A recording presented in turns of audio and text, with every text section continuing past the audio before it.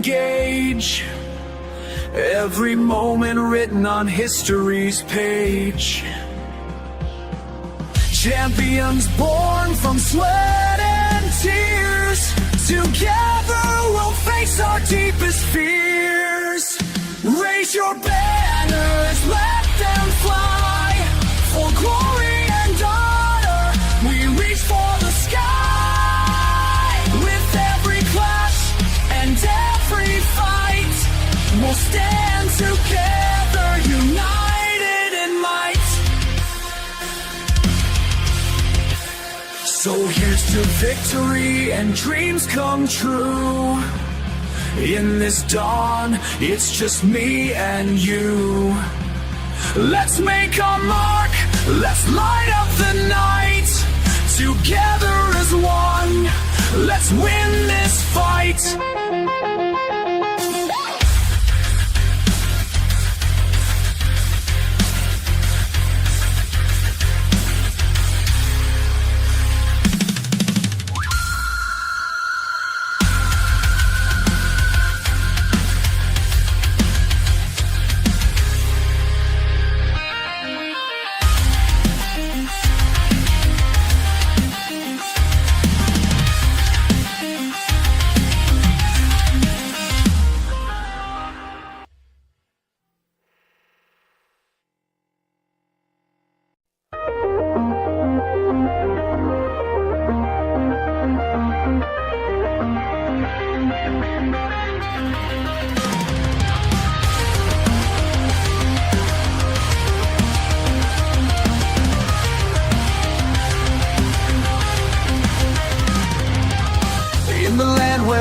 Legends rise,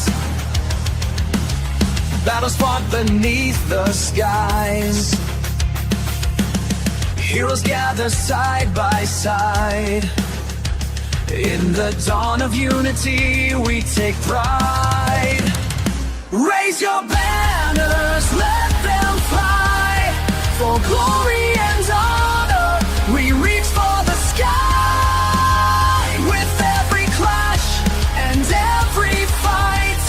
We'll stand together, united in might.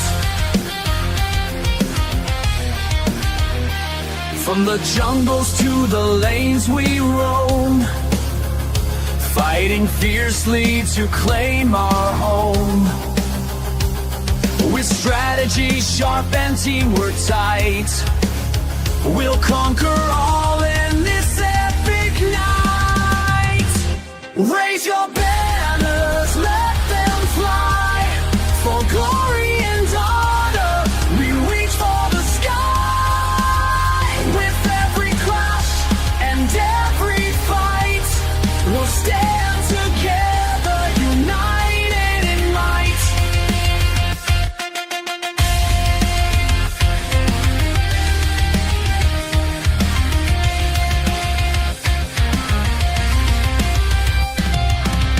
Hear the crowd roar as we engage. Every moment written on history's page. Champions born from sweat and tears. Together we'll face our deepest fears. Raise your banners, let them fly. For glory and honor, we reach for the sky. With every clash and every fight, we'll stand together, united in might. So here's to victory and dreams come true. In this dawn, it's just me and you. Let's make our mark, let's light up the night. Together as one, let's win this fight.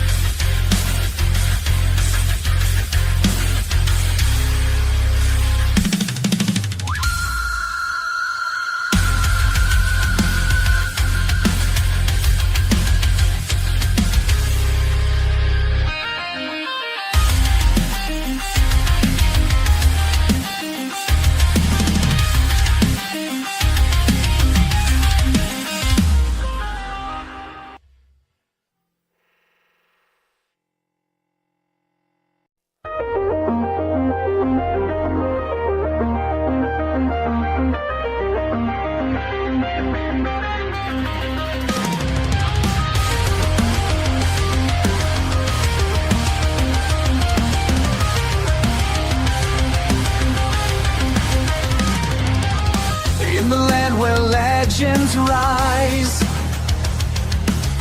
Battles fought beneath the skies. Heroes gather side by side. In the dawn of unity we take pride. Raise your banners, let them fly. For glory and honor we reach for the sky. With every clash and every fight we'll stand together, united in might. From the jungles to the lanes we roam, fighting fiercely to claim our home. With strategy sharp and teamwork tight, we'll conquer all in this epic night. Raise your banners, let them fly. For glory and honor we reach for the sky. With every clash and every fight we'll stand together, united in might.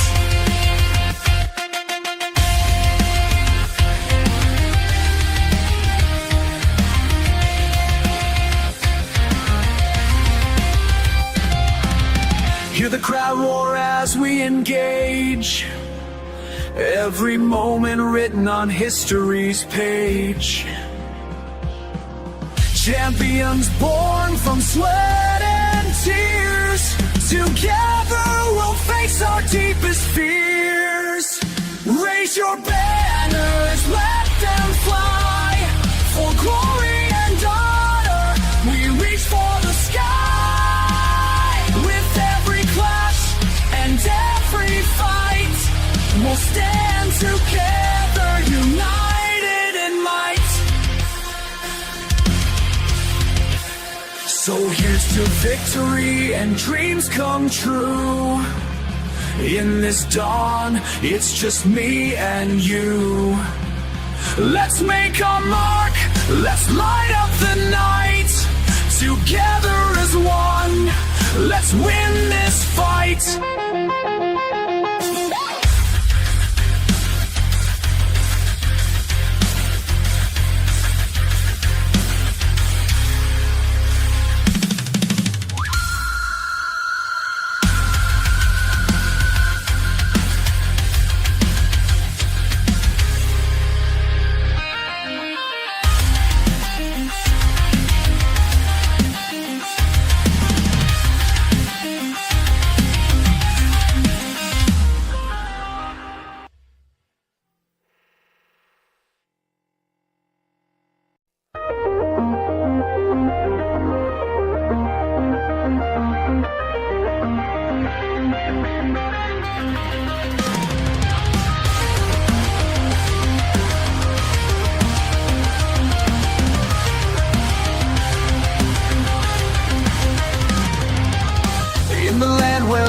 Legends rise.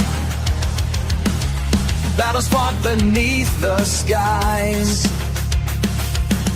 Heroes gather side by side. In the dawn of unity we take pride. Raise your banners, let them fly.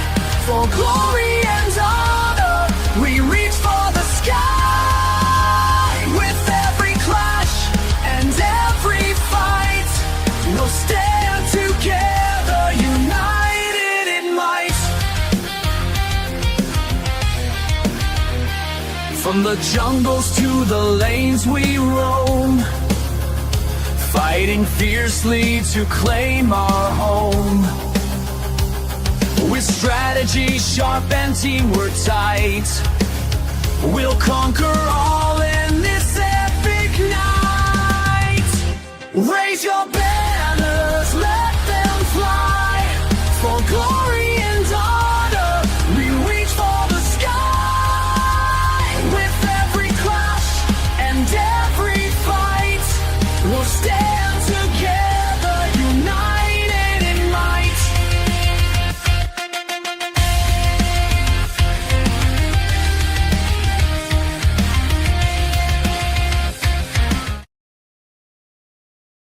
Well, hello, ladies and gentlemen. We welcome you once again to the Dawn of Unity, presented to you by God of Death, and I'll add the official at the end because I love to do it, since he likes to put the official at my name. So, anyway, with that away, we have our very well best of fives today, starting off with the top eights, reaching in the verge of the tournament where it is a do or die situation. There are no second chances. It's just you win, you lose, you are out of it. But at the same time, I would love to introduce you to the casting decks. My name is Shinryu, and I'm joined by the one with the cinnamon roll on her, um, in front of her, actually. Let's just say like that.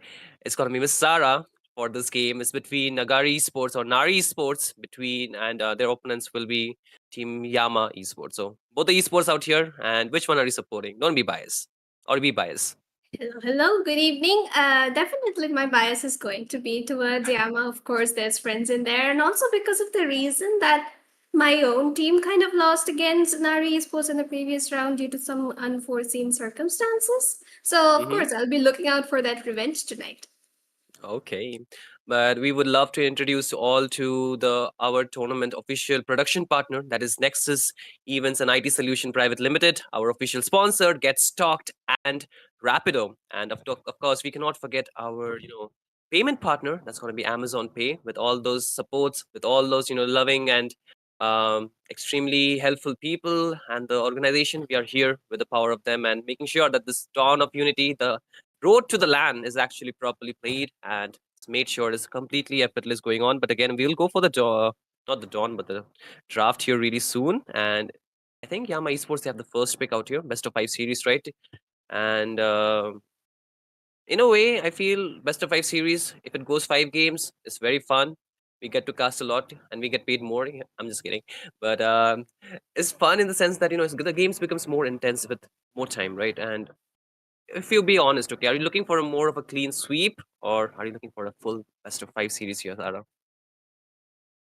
I mean, a best of five is something that you really wish for the teams to actually go ahead and play those 5 games all together. Like it's a test of their durability and also their endurance. Like how long are they able to hold that patience? The first games, the attention span, the first game, they definitely have it at a full 100, but it keeps going down eventually, especially the team which loses out on the first game, their morale goes down, and eventually that plays a major role up in the second and third, and especially the second game, because that in a best of five it gives you a lead. Like if you secure the score for a 1-1, it's fine, but if it goes for a 2-0, that's practically giving you match point, and that Mm-hmm. boosts your confidence by a huge level, and your opponent, they're basically like, shit, we gotta win one now, because if we don't, we're out.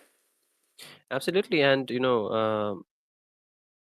at this point where, like I already mentioned, there are no second chances, I think the teams will be more serious in terms of how they're drafting, how they're executing, and even to the point how many points they're giving to the opponents, because the more the game they lose, it will be the information for the rest of the teams that are there in different brackets, right? They would find out the weaknesses, they would find out the ways to actually defeat this team, so they would try to just be flawless in their execution in terms of their draft, not to just reveal too much of their weaknesses, or if they have, that is. Most teams out here, they're more of a brawly kind of teams out here, so I feel we might just see more of a fight, so you get to speak more. I just keep silent out there watching you just speak out there, of course. But yeah, I mean, in a way, I'm excited for it. Of course, we'll go for the game at the same time. It is written that Shinryu is the coach of Team Yama Esports. That's the biggest lie of the decade. Of course, I'm not the coach. I'm nothing out there. Okay, it's just a fluke that you're looking at. But at the same time, we'll also look at the teams. Actually, Yama Esports, they have the first pick. I've already mentioned. They'll go for the first pick here. And this actually opens up the draft, which they can actually prioritize one single hero. But at the same time, they have to give two or maybe some other trades off. So in this current meta where it is so unpredictable, Miss Sarah, you know, which heroes do you think is actually very impactful in those games? Currently, like if you go role wise, then in the jungle, it's definitely got to be the Lancelot or the Yi Sun, and maybe the Hayabusa comes in third at best. On towards the mid lane, definitely Juxin and Kimi, uncompeted, like undefeated, those two. Just a Mm-hmm. Kadita maybe to counter them at best. Situational, then again. Rome, it's the Grok. And sometimes the Angela could be fit in some drafts, but Angela mid lane, of course, better again. Goal Mm-hmm. lane, we all know it's the Granger, the 1-1. the Irithel at best. And it's just those 3 to 4 standard picks onto every single lane that have been rotated over and over and over in all these top dog teams, especially now that we have reached the top 8. It's actually one of Mhm. those very situations that we will be witnessing today. Absolutely. And you were talking about the strong picks in the respective lanes. They're already off the chart, right? This also opens up the jungle a lot more. They have not been banned yet. The roaming section gets a bit banned out here. The bugs here can be a flex pick banned. The grok, self-explanatory. How Miss Sarah mentioned is so strong that those invasive games can be so detrimental for those teams with those, squishy or those assassin junglers that they cannot really farm around pretty easily or more alone can rotate to get those objective done. But at the same time, the gold lane is being pretty much nerfed out. At the same time, the Harith as well as the 1-1 being banned. Still, a lot of other picks are open. Kadita too. Nothing too out of the box so far. I was hoping for an Angela ban, but still out there for the teams to actually pick it up. That's a new addition to the to the current meta. The Harlot will be the ban for Mr. Dark here. He's putting some respect for his gameplays, of course. But with Angela being open, I think Yama Esports can go for that. If they do not want to pick it up out here, they can just go for the land slot. That can be really a very helpful way for them to actually acquire the land slot, you know? So Yeah. let's see. Mhm. The only risk with picking up a Lancelot is though if the enemy decides to go in for something Oh, like a Zushin. Fredrin in the jungle. So yeah, Mhm. that's the only possible counter out there. And then they can go in for the Fredrin and Angela combo altogether. So Yeah. very irritating at that. So I think that Yama Esports did a pretty good decision here of picking up on the Jukshin in the mid lane. So that's one lane winning hero already getting locked in by your team right there. To counter this, in fact, Nari Esports can definitely go in for the Kimi. The Kadita is already out of the board, so that's one counter taken down. There is the Hmm. Kimi being open for them. There's the Farsa and possibly the Kagura to be picked up on towards the mid lane, but we don't know what they're gonna go in Yeah. for. But okay, they do lock it on the Yiv and the Lapu Lapu, kind of a pick they had learned in from their previous matches, I believe. But then again, that Lapu is something that they have used in every single match so far. And so Yaman Esports does need to watch out a bit for that specific pick. But then again, Mhm. here Yama can definitely go in for an Esmeralda on towards the EXP. She will literally Yep. literally counter Yves and Lapu Lapu, both of them. That's the same thought in my head. The Esmeralda, that instantly comes off in your head. Like anytime you see those shield heroes, because with the Baxia ban, I think there's not too many heroes that can counter. It's a winning lane too, because the Lapu Lapu, if you want to put him into the gold lane, not the best lane for him at the same time, right? Dark can also go for the CC, which is one of his really comfort picks and also a strong hero into the current meta, right? So Esmeralda it is, does not really, have to be thought twice. But they still let go of the Angela here. More shield. They do not mind the Angela being picked at this point because they have the Esmeralda into their arsenal. And with the Kalea, they have the lockdown. So if that Angela actually tries out here, it cannot be flexed. One, because they already have the Eve. They have to put it into the roaming section. And that might be the bait. The other side actually wants them to take it out here. So they'll go for the YSS. But I mind you, there is so much type available with the Esmeralda, with the Kalea, that one traceless, that is the immunity on the first kill, will not be enough to actually help him reposition or actually rotate around the map pretty easily. But again, like Sarah mentioned, the Lancelot, the Hayabusa can be pretty good counter towards this YSS. Still available for the pick. They might want to consider banning it, but if they do that, the goal lane will be opened up a lot more. And we know Misery, not Misery actually, it's actually Misery out here. So he will have a very good chance actually picking up a lot of good heroes. And he is also one of those goal laner who is actually using the Lunox currently as a goal lane. So that's a new one. But apart from the Lunox, I think the Nathan could be a very good choice for him at the same time. Exactly. So Nathan, Lunox, they're some of those magic damage DPS who have that constant burst available onto them and very good for bursting down, whether it's the YSS or whatever roam team now esports decides to pick up here. But then again, they do also need a physical damage dealer because so far they have two major magic damage dealing heroes onto Mm-hmm. their mid and the EXP. And judging from the current situation, the Joy gets banned out, so that's definitely going to be a Lancelot or a Hayabusa onto the mid lane. Irithel 1-1 out of the board, that's an instant Granger lockdown on from the side of Nari Esports. And to counter that, Mm-hmm. Misery probably would be looking to go in for his Moskov, a very staple pick coming in from Yeah. him. And along the line, like we mentioned, the Lancelot is on for him. I smell a Fanny too. The Fanny could be a very good option out here. They are still not locked in their. See, there we go. Fanny it is, because this is a way for him to actually show his thing. But I mean, his skills onto the Fanny is one of those OG players. OG when I say, because he's not a very new jungle player that you're looking. Maybe he was not so active into the esports scene, but he has been in the Indian MLBB scene for a very, very long time. Like, we used to know him as Nana's armpit, and now he's known as Lom Lom Mai. So different IGNs, but the player remains the same. So very interested to look at that. But at the same time, there's a Claude for the goal lane to go for the matchup, but there's an Akai instantly picked up to actually try and counter this Fanny. But it's all about the timing. The heavy spin is a good utility, but provided that it can actually catch the Fanny, who's really mobile with this, the steel cables. Really hard to catch though.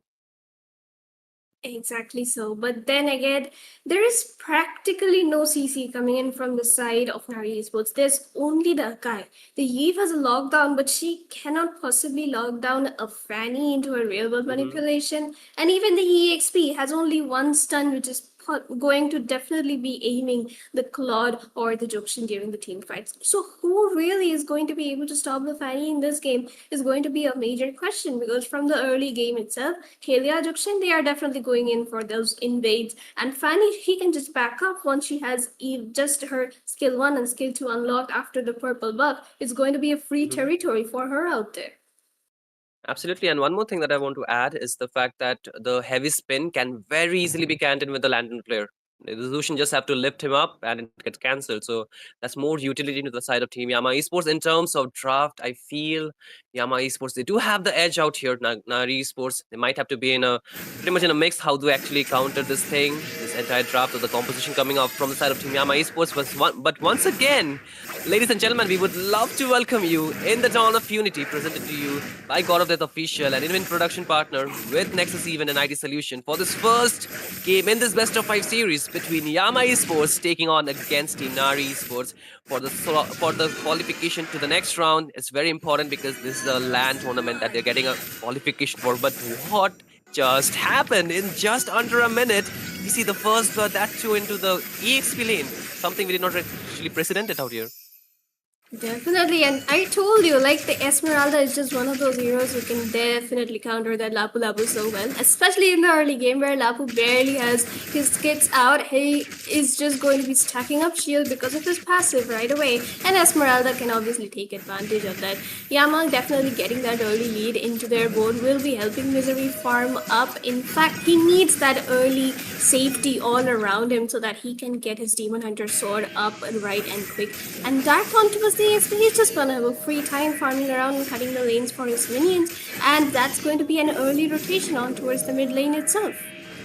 Yeah, he's level 4, just 1 minute and 35 seconds. I think that's the fastest you can go with the EXP lane right as the moment. But bot lane, Fanny with the cables, not really finding the enough damage he was looking for. This does not even have that, enough level 4 actually. So no cutthroat means that the damage will not be reaching through the backline so easily. But at the same time, it's enough warning shots because the flicker already being baited out from Ryzen. So he will be playing a bit defensive onto the core lane, giving more advantage to Misery to actually try and play aggressive. But at the same time, with the first objective onto the map, this might actually open up the map for Yama Esports to take this. But there's a fight, I think, that is inevitable to take place out here for sure.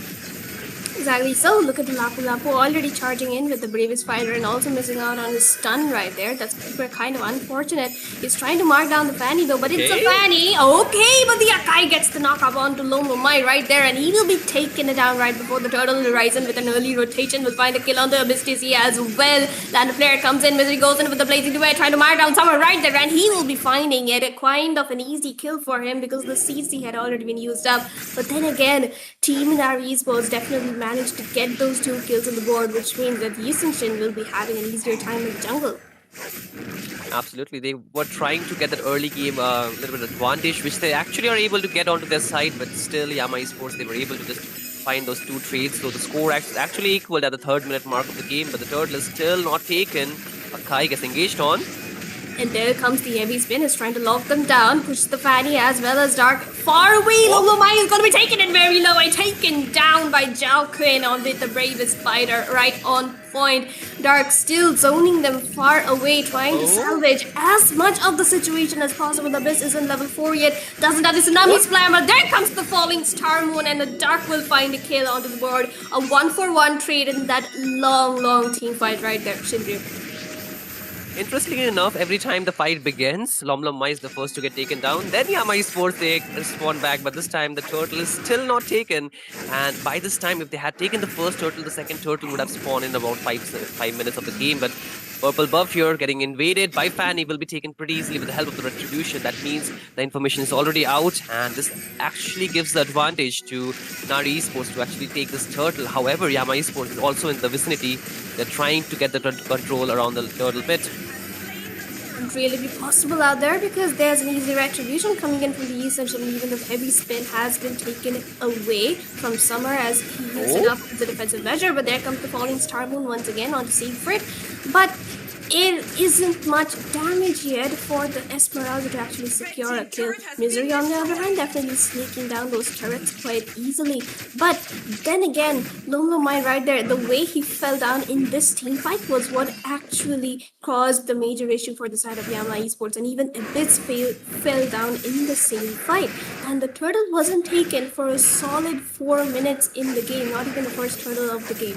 So that definitely says something about how much Nari Esports is stepping up tonight. Absolutely, they're keeping the pressure, the kill pressure, as well as the rotation pressure onto the side of team Yama Esports out here. But at the same time, Yama Esports, they have been able to answering back the same aggression with their own. They are losing their jungler, but the gold laner is farming pretty easily, even the EXP. So the side lanes are actually winning. We need to take a look at it, and in just about 5 minutes of the game, they are actually able to get almost nearly 2k gold lead on their side. So it means that they will have a bit advantage when it comes to the damage output into this team fight. But again, they're trying to look for some kind of engage, some kind of pick off that they can find. But they're also playing it safe because they have already gotten their dose of what can happen if they just try to be too aggressive in the early game. But my oh my, top lane though, Dark soul-handedly just making sure the EXP lane is completely under their control. But Summers, will he be okay? He does use up the heavy spin already, and there comes the ultimate precision as well. But again, Dark with those falling star modes constantly forcing them to use their recalls. And Lomlomai on the bottom lane taking down a tier 2 turrets. Now that is something amazing. There comes the flicker stun from the Raiders fighter. Will we be actually finding this? But no. Lomlomai attempted to get executed into that turret, but of course it's the Granger which secures the kill. Not the best of decisions, but there comes the Tsunami Slam on the Siegfried as well, way too ahead for his comfort, and will get taken down quite easily. Dark manages to escape with 1 shade of HP. Misery with a blazing duel will find Victory Gods, and a double kill for him on the board. Right away will back off. There's another Bravest fighter. Violet dodges up the stun and is just going to be keeping going on being the annoying Egyptian user that he is. Okay, there's no Tsunami Slam available, means that they do not want to continue this fight any longer. However, Nari Esports, they need to be mindful of the turrets, the structures around the map. They're getting taken down really fast, really quick. Just almost 7 minutes into the game, the second tier from the bottom is no more standing.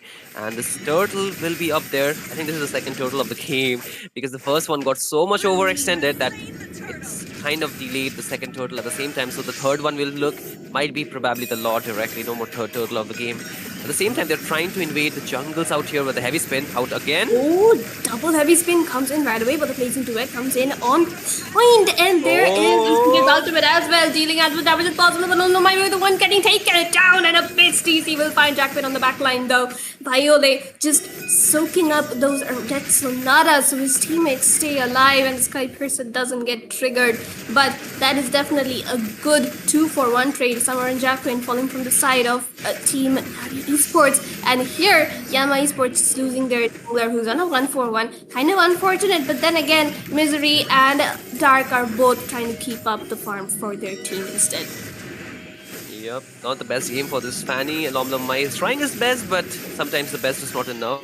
Not because you're bad at this, because it might be the way the other team is actually able to counter your hero. So at the same time, you can see the lack of the jungle, or the way the assassin is not being able to mark the members, is kind of followed by the side laners. And not only that, they're able to just keep lead of those turrets, of those objectives around the map.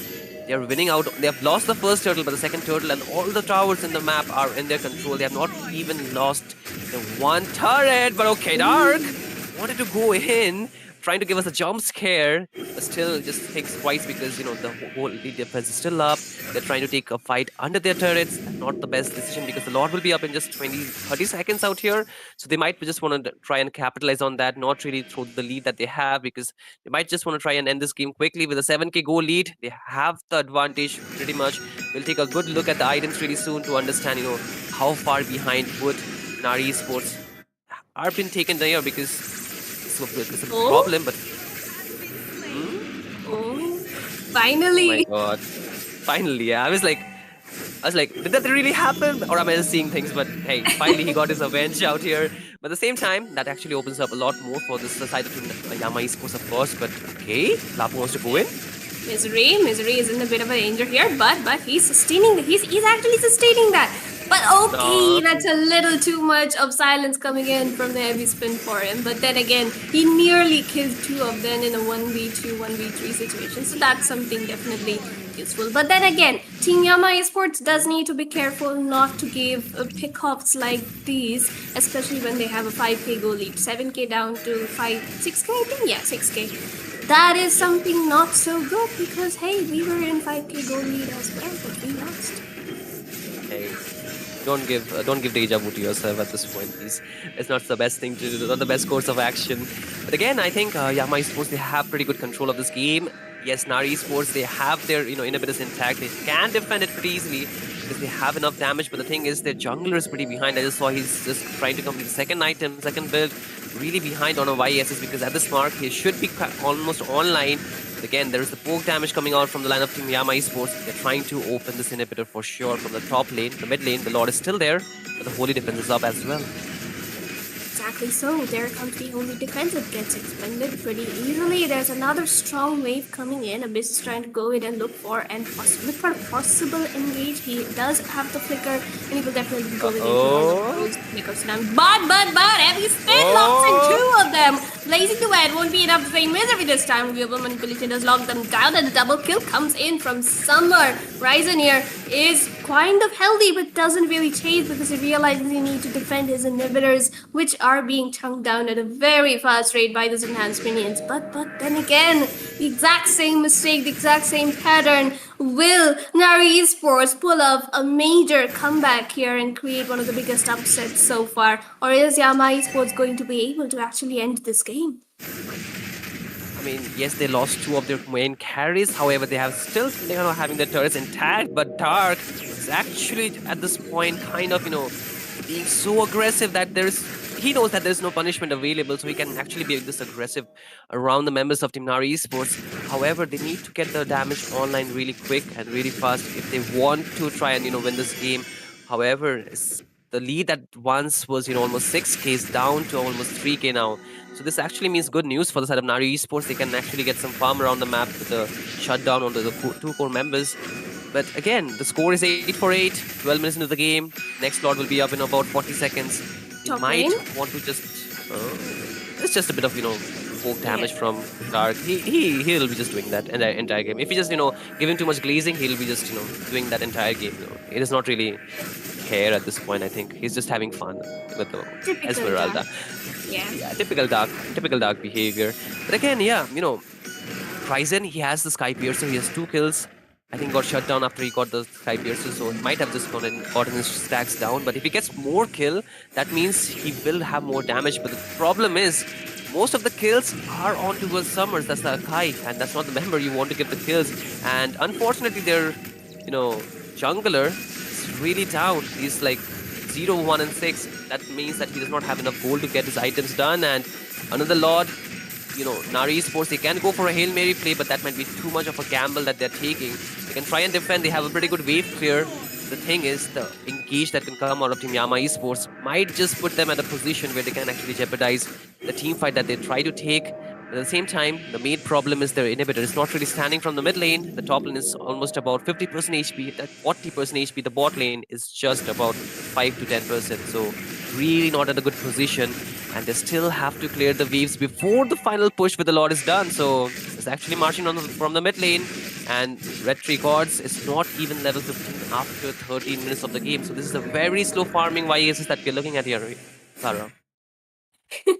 And like I had taken a promise before the match began that I'll be the one to take the win for my team. But okay, I see that you are doing it yourself, so that's okay. But look at that, the Lord is going to be marching down the mid lane, and there comes another flicker engage from Abyss, but he doesn't really use up the flicker there, and will be looking for the tsunami slam with the next enhanced wave, and Viole with that aggressive lantern flare coming in and going in, but the mega kill by Summer. Heavy space pushes Lom right into the base.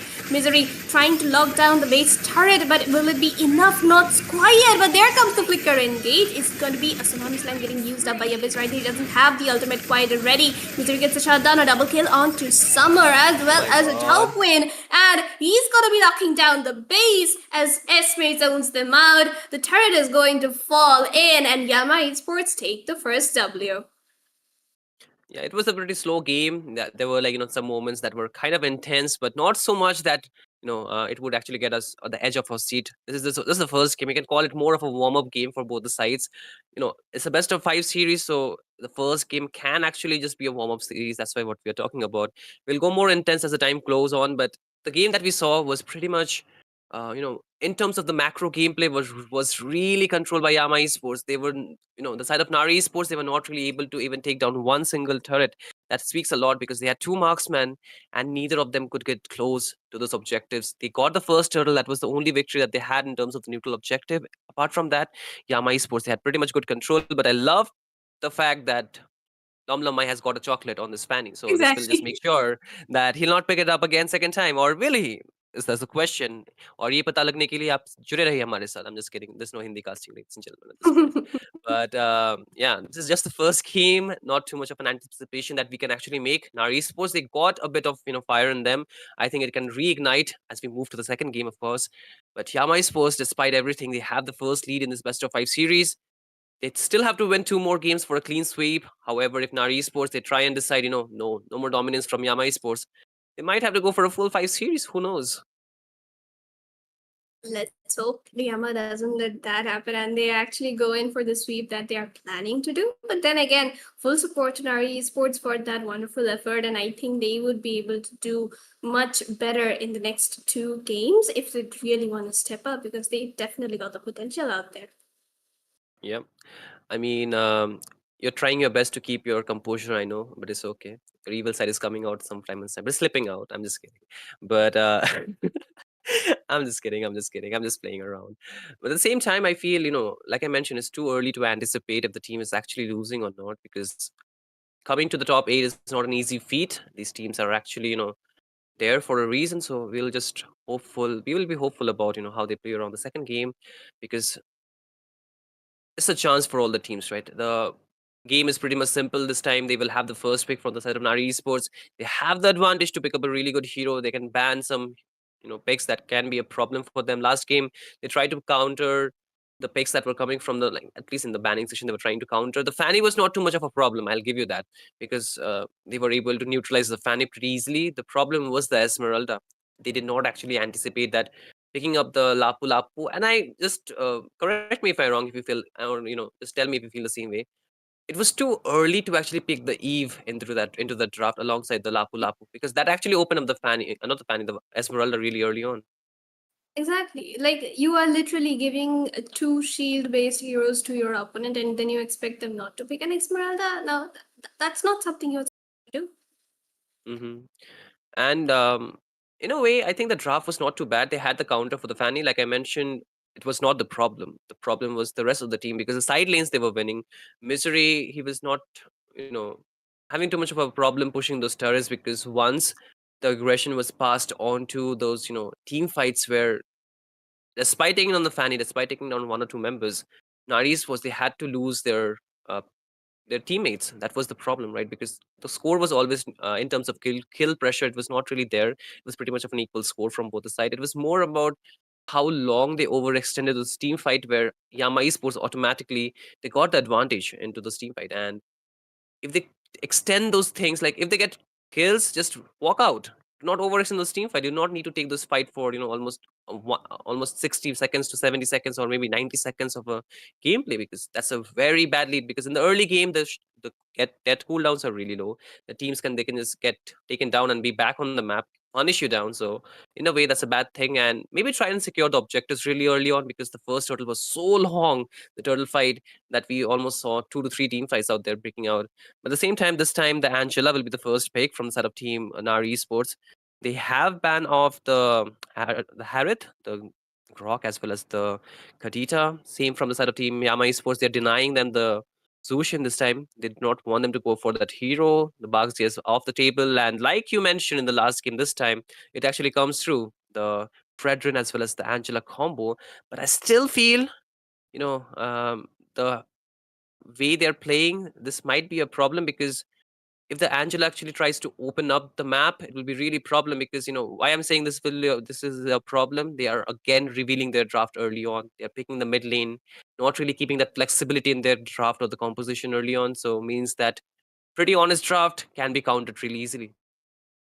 Exactly. So, like, even in the previous game, this was the major issue. They picked up their EXP as well as mid lane right away. And even this game, they went picked up their entire mid comp, the jungler, roam, mid lane, everything is already on board, which means that definitely Team Alma Esports would be utilizing that fact to their advantage and locking in onto their own mid lane, which is actually a very good counter. The Keria could go in for a surprise jump in ambush, while the Kimmy can just follow it up with her first skill and the second skill immobilize while having the damage all at the same time. But the Arlord on towards the EXP, yeah, Dark would have to actually play it a little bit safe, provided that they go in for a Lapu pick once more, or maybe just pick up the Esmeralda all of their own. Who knows? I mean, that could be a possibility. Right now, they're just I think they will make sure that the EXP lane is under control, because they want a winning lane for their side laners first. Is that thing? They do not really, mind so much when the jungler is down. I think they can just find a way out of it, because if the side laners are winning, that automatically means the lanes are in control. The rotation would be pretty limited, in a way that even if they're taking a team fight, the other team would actually have to defend the lane, and they will be able to out rotate the side of team Yama Esports side, and will be able to out rotate this team fight. But Esmeralda is still up. Two XP lane is banned. Despite that, there's going to be the Lapu Lapu as well as the CC off the table. The Earthel gets banned. However, both the sides have not picked their gold laner at the same time. So there are still like lot of options open out here. I don't know why I'm fumbling at this point. I hope I do not do it again. It's a bad sign. But again, the Joy gets banned. I'm surprised. Why are they banning off the Joy? Because as far as I know, if I'm a very bad player, you can just correct me if I'm wrong again. I know I just say this try a lot of times. But the Fredrin can actually counter the Joy, right? Or am I living in a parallel universe? No, no, no. It is actually true. The Fredrin can counter the Joy pretty easily, but and they even have the Ruby right here to be picked up onto their EXP. But yeah, then again, it's just something that maybe they are not comfortable with, or maybe they just hate Som playing that Joy. So yeah, they just banned it out. But the big question for Som right now, what is he going to pick up in the jungle? There's a Pretty Fredrin, so good. you can't go in for the Hayabusa or the Lance or whatever assassin you are thinking about. Or even the Finding won't work here because there's a Ruby to catch you down right away. But he's like, I don't care. I am gonna go in for my Lancelot altogether. And yeah, that is exactly what he picks up right now. He's okay to get those chocolates, he doesn't care. He's like, I'm collecting chocolates. The Valentine Day is not too far at this point. He's just doing that early, side quest, so he does not have to work for it later on. So we'll just see if he'll actually get the MVP or the chocolate. I'm just kidding. Lom Lom, we all love you, know. The Yama Esports family loves you. But at the same time, if you do not perform, Sarah might just end up hating you, because hating you and hitting you at No. the same time. I'm just kidding. Don't worry. I joke around a lot. So at the same time, we'll just see how this game spans out. The first game was already over. It was under the side of Team Yama Esports. You're still watching the first match. This is game number 2, that is. And game 1 point into the hands of Team Yama Esports. Game 2 is still going on right now. The draft is over. We'll go to the land of down really quick, really soon. But a quick question: you have saw both the drafts out here. Which one do you actually think has more advantage in terms of execution into the game? Definitely Team Nari Esports this time around, because I saw that Fredrin is genuinely good at what he does, and especially with Angela into his hands this time around, he's just going to be doing it better. Previous time, like Hmm. last time, I had seen him play the Fredrin with the same draft, the Ruby onto the EXP. He landed a 4-man I'm upset, and which kind of Yeah. just ended things completely for my team. But then again, there was definitely Nathan to back things up, and Fredrin with the Matilda last time. Matilda isn't that good of a support right now, but with the Angela, it's definitely going to be better. And with that, ladies and gentlemen, we are into the Land of Dawn. The second match has begun, and both teams are going to be going in for the very standard rotations, and we'll be seeing which team does it better this time. Absolutely. And if you're just joining in, ladies and gentlemen, don't forget to like, subscribe, and share. I'm not a YouTuber, I'm just a caster, so this is not my channel. So I'm not doing it for myself, I'm doing it for the entire Yama Esports. Show your support, show your love, show your, undying wavering and, your respect to the Mobile Legends scene. I'm just making things up. I'm sorry. I'm losing words at this point. I'm just kidding. At the same time, again, I get a lot, but the thing is, the early game spanning would be really important for both the sides. Yama Esports, I just see in under a minute, so the it was 91 minute of the game. I was like flabbergasted for a second, yeah, but this is all fine. And just first minute of the game, they are actually able to get a 400 lead. Really surprising, but at the same time, if they are able to just maintain the small leads, those will add up time and again, giving them the entire lead for those contests in the early objectives, as well as in those pickups, because they again have the Kalea this time with the Kimi can deal out good damage, and they also have the Swarm Boy for the backline marking, but the Angela gets engaged on. There we go. Yep, that is what I meant.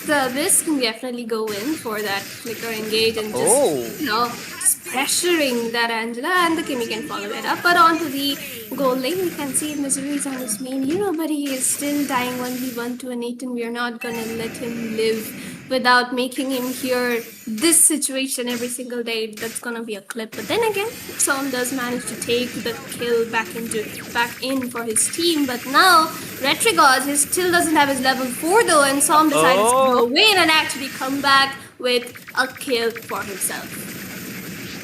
Absolutely. This time, Nom said that I'm not going to get a chocolate. It might be Mystery because he's the first person to get taken down from side of Team Yama Esports. Maybe they are having a contest who can get more chocolates, but let's see who it'll be. I'm just kidding. I should stop saying that. I'm not kidding anymore. But okay, Summer will get taken down once again off cam this time though, trying to just open up the vision. This is the problem with the Chrome Angela. You cannot open that, but okay, another fight. Okay, and there we go. And Som just trying to go in for that random execution as soon as the puncture, but does not have the mana to use up his Thornrose, so he's not going to be committing to that team fight definitely. And on to the top lane, this time around Misery did manage to win the 1v1 and sent Nathan back to base. And now he's going to be trying to farm up the Gold, but is Nathan going to go in with his entropy directly? And yep, that's exactly what he does. But of course, no kill secure because both the goal laners just back off on time, but the rest of the teams, they're actually trying to rotate. They're rotating pretty good, okay. There we go, the flicker. Tsunami Slam comes in from Abyss right away. Appraiser's Wrath goes in, but does not really find the kill onto anyone. Mr. trying to look for more, but has run out of energy, and both the teams are just going to be disengaging. Yeah, this is the problem. The Angela has not even hit level 4 at almost 4-minute mark. And this is what we are actually, most afraid or most skeptical about, the vulnerability of the Angela pick. Because in a lot of scene, you can see, right, the new roam is actually pretty different from the previous one. Now the vision is very important. You have to try and open the map to get those, early lead, early goal. But Traction Pulse. Okay, that was a beautiful ultimate coming in from Fiole right there, but unfortunately, Abyss did not have the knockup or the Tsunami Slam already with him. Neither was their main damage dealer in that situation, so of course they just decided to disengage from that situation. Dalquin here in a little bit of a danger. So are they really going to commit? Because on to the bottom side, we can see Retrogods getting absolutely wrecked by Dark. And there we go, the final flash hit perfectly onto the Angela. And they just You want to pick up the Angela, pick up in the mid lane, not in the room. That's what Yama is telling them right now.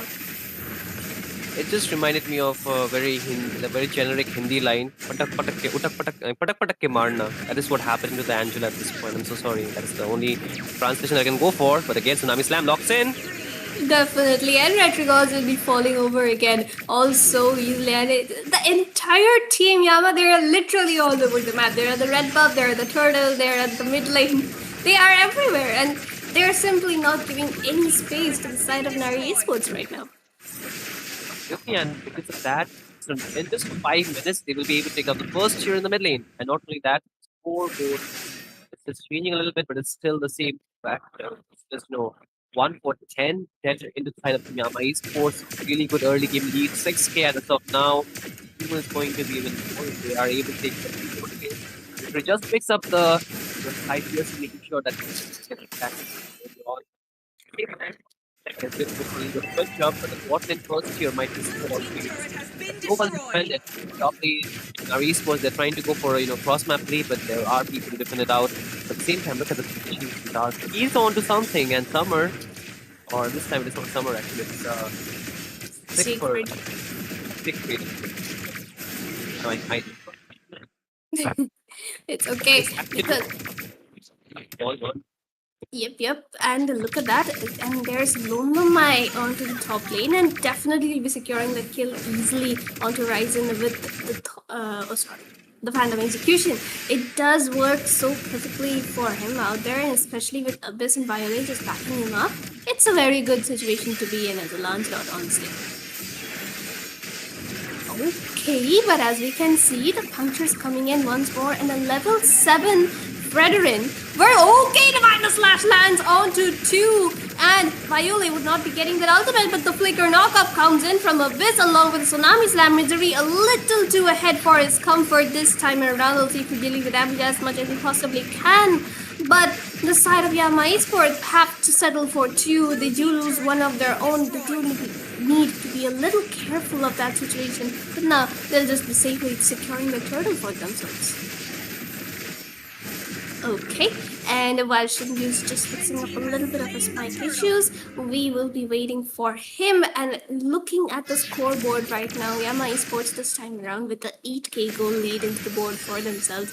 And again, Retrigod gonna be targeted left and right. The final slap pulls him right out of that tower. Kemi will be locking him into place and taking him down. Summer once again very low and very vulnerable, will be easily taken down by Misery right then and there. And now they're going to be taken down top lane tier 2. But if we look at the replay of this situation right now, Misery with a little bit of the engage there, but Dark with that final slash just pulls 3 of them out of their comfort zone, and Abyss to finish it off with a knock-up, and a Tsunami Slam comes right in and takes 3 of them down. Only Misery lost in the process. Lomamaido here, a very comfort hero this time around, is actually able to play his heroes so well despite playing against 2 counters. Rubido will be getting that I am upset online. Lomamaido taken down low, and a Nation will be securing the kill. Violet trying to go in for a possible engage. Will get knocked out. Oh, okay. There comes the hard guard as well, but Dark will be cancelling it right away. Final slash comes in. Summer very, very low with Misery will be flickering in to get that kill right away. Gets the triple onto Retrigod as well. Is looking for the Maniac though. Abyss, they are going in along with Dark. Secrets ultimate has been used up. Black Shoes gone. Misery, get the Maniac. Oh, it timed out,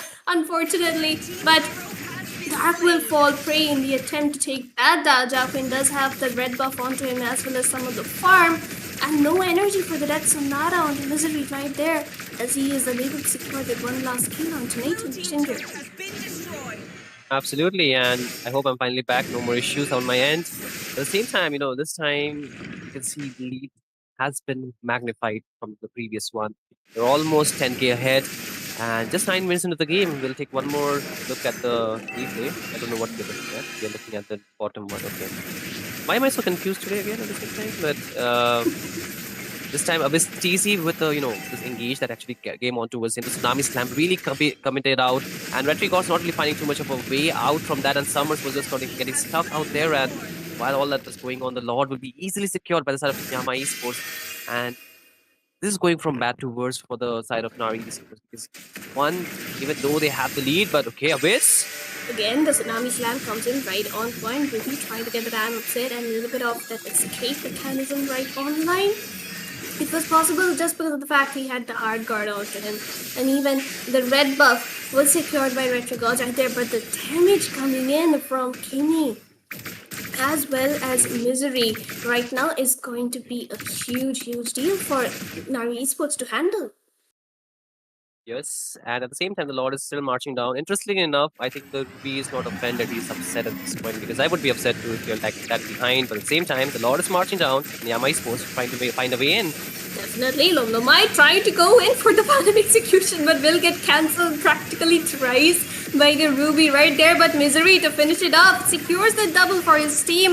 Abyss gonna be caught out pretty low because of the turret damage. The two frontliners are down for the side of Yama Esports, Lancelot as well as Dark. So it's now all up to Abyss to go in for that setup, and Viole and Misery has to finish it up.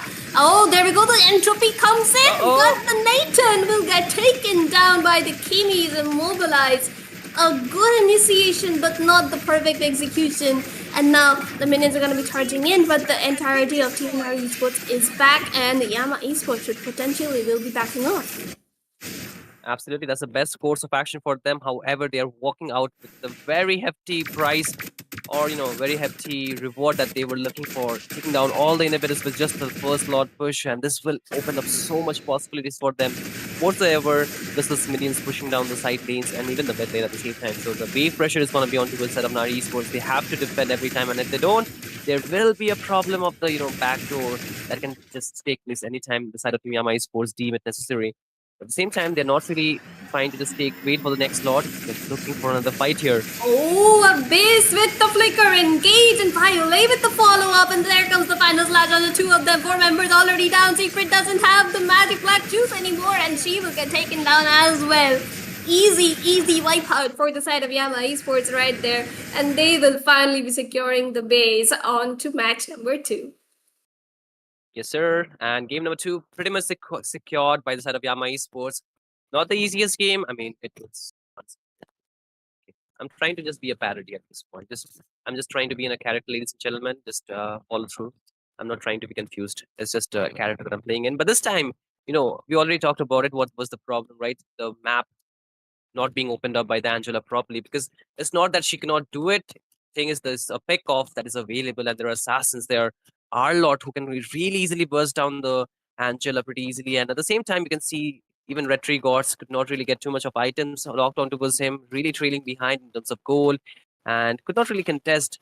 For Jack Queen, he was trying to just find some damage, trying to find some kills, but the way Yama Esports were able to maneuver around the map was really good.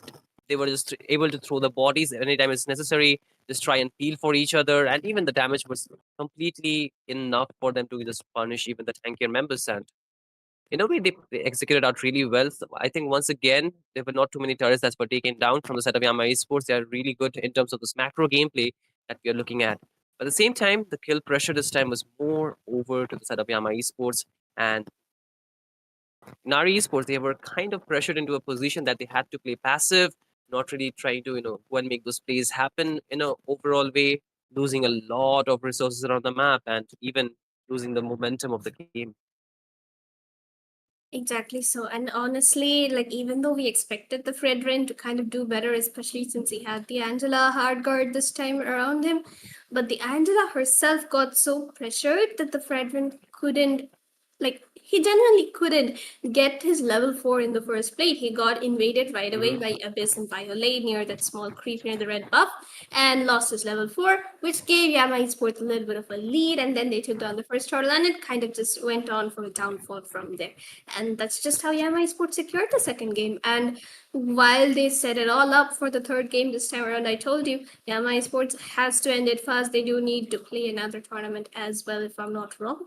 So they'll be definitely be looking to end this match as soon as possible and secure a 3-0. Most likely, but I feel it can be easy. Again, if they play the same way, it can be pretty easy game.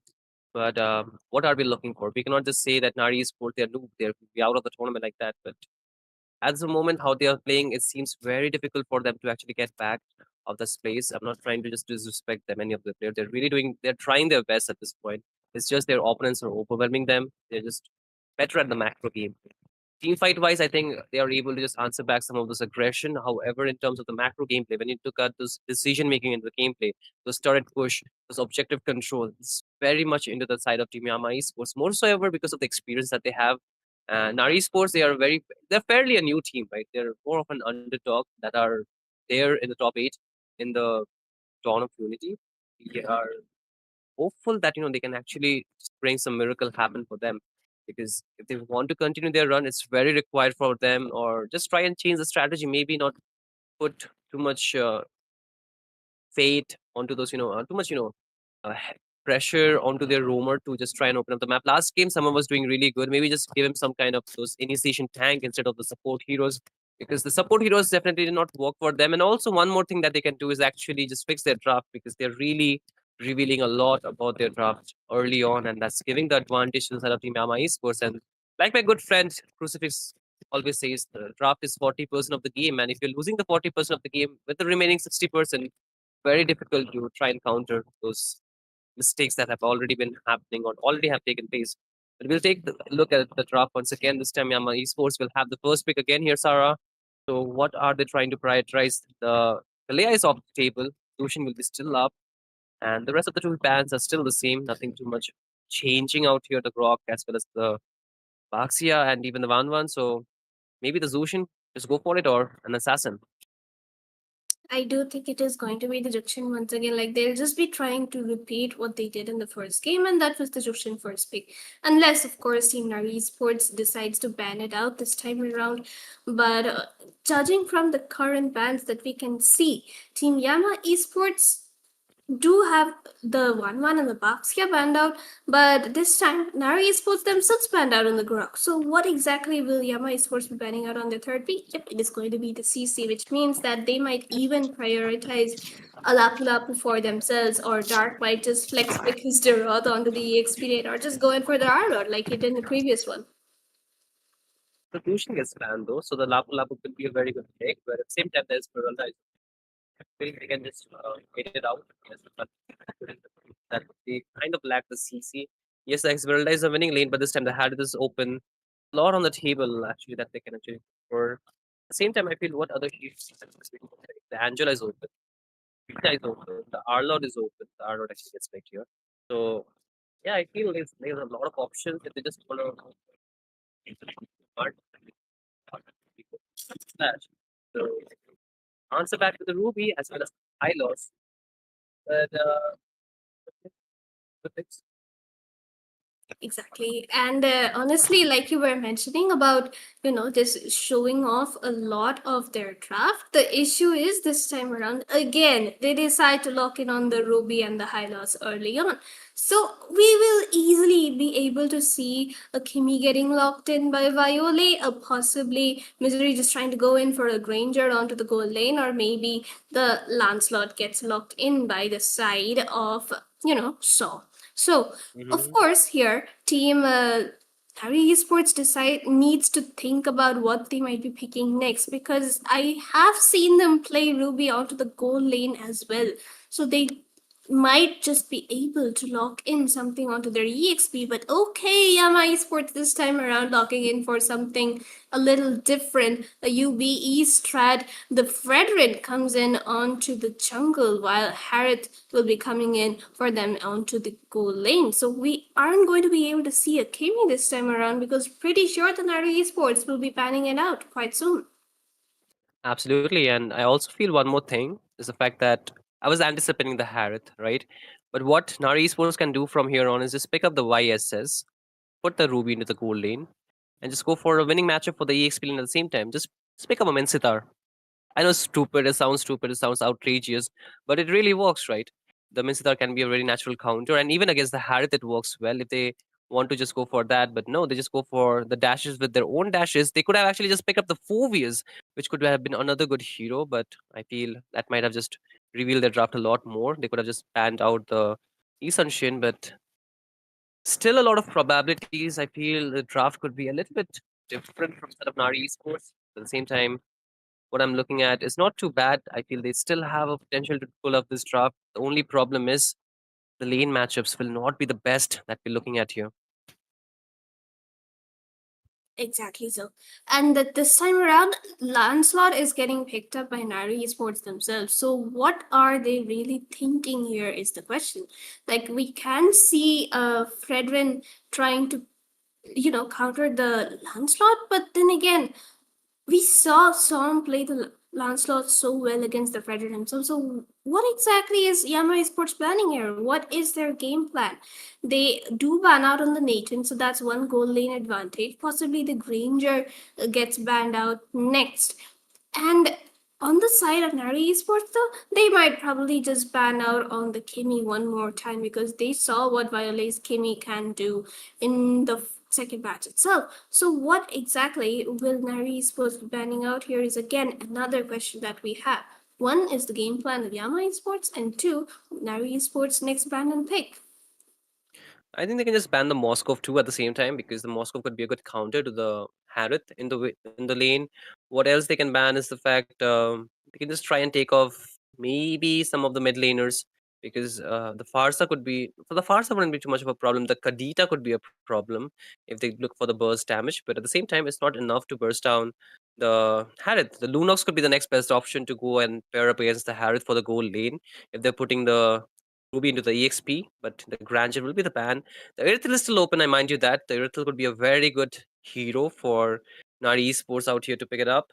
But apart from that, I don't see too much of an option, right? Either the Moscow or the Irithel, maybe the carry. Not too comfortable with that. I mean, not too sure about that because the carry is more of, the lack of range kind of makes him vulnerable into the team fight. Exactly so. And with the Farsa getting banned out this time around, I think that carry is something they're genuinely wanting to pick right here. Maybe even the Irithel, like you mentioned.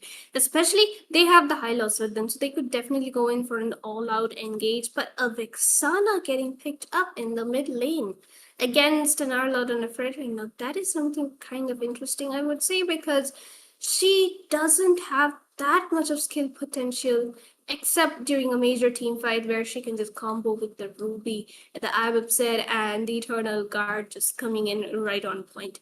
But Yamaha Sports here definitely had the chance to pick up on the Kimmy like we have been saying for so long. And with the Kalia getting banned out, they could go in for a Garot Kaja onto the, Yeah. sorry, the Garot. Okay, but no. Sorry, my bad. I said anything because Right. it's a Matilda onto the Mhm. Rome with an Eve, but against that they have a Clint. Now, mind you, this Clint was practically immortal the time I played against him, and nobody, even with a tanky composition of Lancelot ourselves, we weren't able to reach him at all. So we'll have to see what he does against Yamaha Esports this time. Absolutely, and I hope this time the Ruby's no more upset and she gets offended because until and unless she's offended, she cannot pull those heroes, with her ultimate. So no more upset games, right? They're done with the upset. I hope for Nari Esports. I hope they're finally here for the offense, and they're actually able to just pull up the aggressive early game that is really required of their draft to just scale it up faster, quicker, because they have the mid lane control pretty good with the glorious pathway as the Eternal Guard, Eternal Knight. um, those knights can really give an extra body for this team fight, right? They can actually just have an extra member just try and take this damage, just tank it out a little bit. But overall, I like the draft this time better from the side of team Nari Esports. But like my good friend Crucifix says, 60% is the execution. So draft 40%, 60% we'll see into the game. But ladies and gentlemen, we would love to welcome you once again to the Dawn of Unity, presented to you by God of Death Official. And this is in collaboration or in production partner with the Nexus Even and IT Solution. Our official sponsors are Get Stocked and Rapido. And our official payment partner will be Amazon Pay. So with that all out, we'll be going soon heading into the Land of Dawn for this game to see how it plays out. And ladies and gentlemen, if you're watching your screen, we are finally into the Land of Dawn. Blue side, it's going to be Yama Esports with a score of 2-0 into this best of 5 series. And Nari Esports, they are hoping to go for a reverse sweep. Let's see how it spans out. Both the teams are really, really having an important match. This victory will put them closer to the slot for the land qualification. But I think it's going to be very slow early game here, Sarah, that we're looking at. Level 4 is really important for almost all the players on the map. And before that, I don't think so. They might want to just try and take too many fights unnecessarily.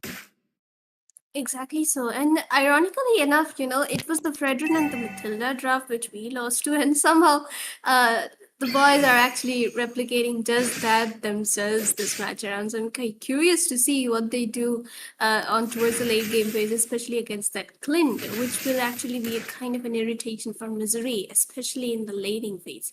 The Hylos, though, as well as the Vexana, definitely going in for a little bit of that early rotation and vision game on towards the goal lane, and Misery realizes that pretty soon and will be backing off quite easily. While the rest of the side of Yama Esports, they are just simply playing their own game and just rotating on from the mid lane when they can. Yeah, but okay. Siegfried will be okay. I think it should be as a flicker still, but here the Hylos get engaged on Summer. Actually has a lot of HP this time, but Retrigods, okay. Okay, Tom goes in for the Appraiser's Wrath, and there we go. The First Blood comes in easily. A 3-man Terrified, though, comes in from Siegfried. Kind of an amazing job right there, marking them exactly where they dash in with the Matilda. But then again, Lancelot goes down, and that's what a good Fredrin should be able to do in the major situations, and which means it's going to be a pretty easy tourney for Yama Esports. Absolutely, and this will open up the map a lot more. You can see they're able to even try and contest, not contest, but look for an invade. Dark, though, wanted to go for the final slash, but immunity will be the answer from Lancelot to just try and survive that onslaught that was about to happen, but they're still trying to play aggressive out here. The orange buff is the target, and Lancelot does not really want to contest for this, but Summer takes a bit of damage, just a bit of poke damage, but should be just getting backed off. But you can see the aggression is still from the side of Yama Esports, and they're looking for more around the map with Lom trying to go in for the purple buff too here. Does still have the retribution, I mind you, so should be able to get it pretty easily. No, it's actually Siegfried able to just take it off from Lom. So a little bit still like the lead and more farm denial for this Lancelot, which will require that final slash there. Of course, anticipated that the moment Dark was in the bush. And okay, the Guiding Winds actually leads Dark straight to Joaquin, but he managed to position himself pretty safely, and it will be Dark who falls down instead. The kind of execution coming in from Nari Esports right there. Absolutely a good engage and a good follow from the rest of the team. Violet was already ready with his RWM, but Lom wants to go for a taunt onto a Summer, forced to use out the glorious pathway. A big resource out, and that will be a very good intel for the side of Yama Esports that they can actually exploit. Let's see if they want to, because the goal lane is still pretty much a stalemate. There's no kills out there, although Jacqueline has been able to get an assist. That might just give him a bit of lead, but Summer at a good position. Misery doesn't know. He doesn't know, but the Siegfried's backup was a little too late, maybe just a split second too late for Misery to actually be able to save his Purified right there. But even Lomlomai is doing quite a good job of frontlining for his gold laner and mid laner, and he's just going in so aggressively. The confidence feels practically on a different level, especially because he knows that he has the Guiding Winds to back off quite easily with Abyss just around the corner for him. And oh, of course, look at that. That's the TikTok strategy, right? And there comes the glorious pathway as well. But Lomlomai will be taken out pretty low here. Does he get the Appraiser's Wrath? He doesn't even get to use it. Ruby with a good stun timing right there. Dark a little bit late to the team fight, and Siegfried aiming his Terrorites at the right target. Retrigos tries to go in with the puncture, but he'll have to back off. The chain CC was too much for Lom to even try and do something out there, and that's a jungler town. But still, Yama Esports have not really lost the control around the turtle pit. They're able to fend off the members around the region or the turtle pit, which still have more access for the side of Yama Esports. If they want, they can just take this second neutral objective pretty easily. However, like I was mentioning, Misery might want to just look for pretty few kills before, Yama Esports will try to be online. But at the same time, the turtle is the contention. You can see both the teams trying to open up the map, but here comes I'm Offended. And there we go, another glorious pathway into action as well. Jacqueline trying to aim his ultimate right at Abyss, but he managed to back off at a safe pace. But the turtle. Who is going to secure it? Retrigod is available. There's only one level gap, and Summer does have the stun as well. And it is Alwyn who secures it. RWM catches two. Doctor trying to mark down the Eve, but the Circling Eagle stuns one. Retrigod falls down into the team fight. Appraisal's Wrath takes down Darkwing perfectly on point. Full stack damage, too much for the side of Nari Esports to even try and handle. The Eternal Guard, though, it was marking down Swarm pretty well, but he did manage to escape from that situation. Yes, they're able to get out of the clutches of Team Nari Esports. However, they lost too much. What started as a good fight for them just changed with a big bang bonk that they received from Lomlomai. And that's just turned the table around. You can see the mid lane completely opened up. The bot lane to the first tiers have been completely taken off the map for the side of Nari Esports. Jack window.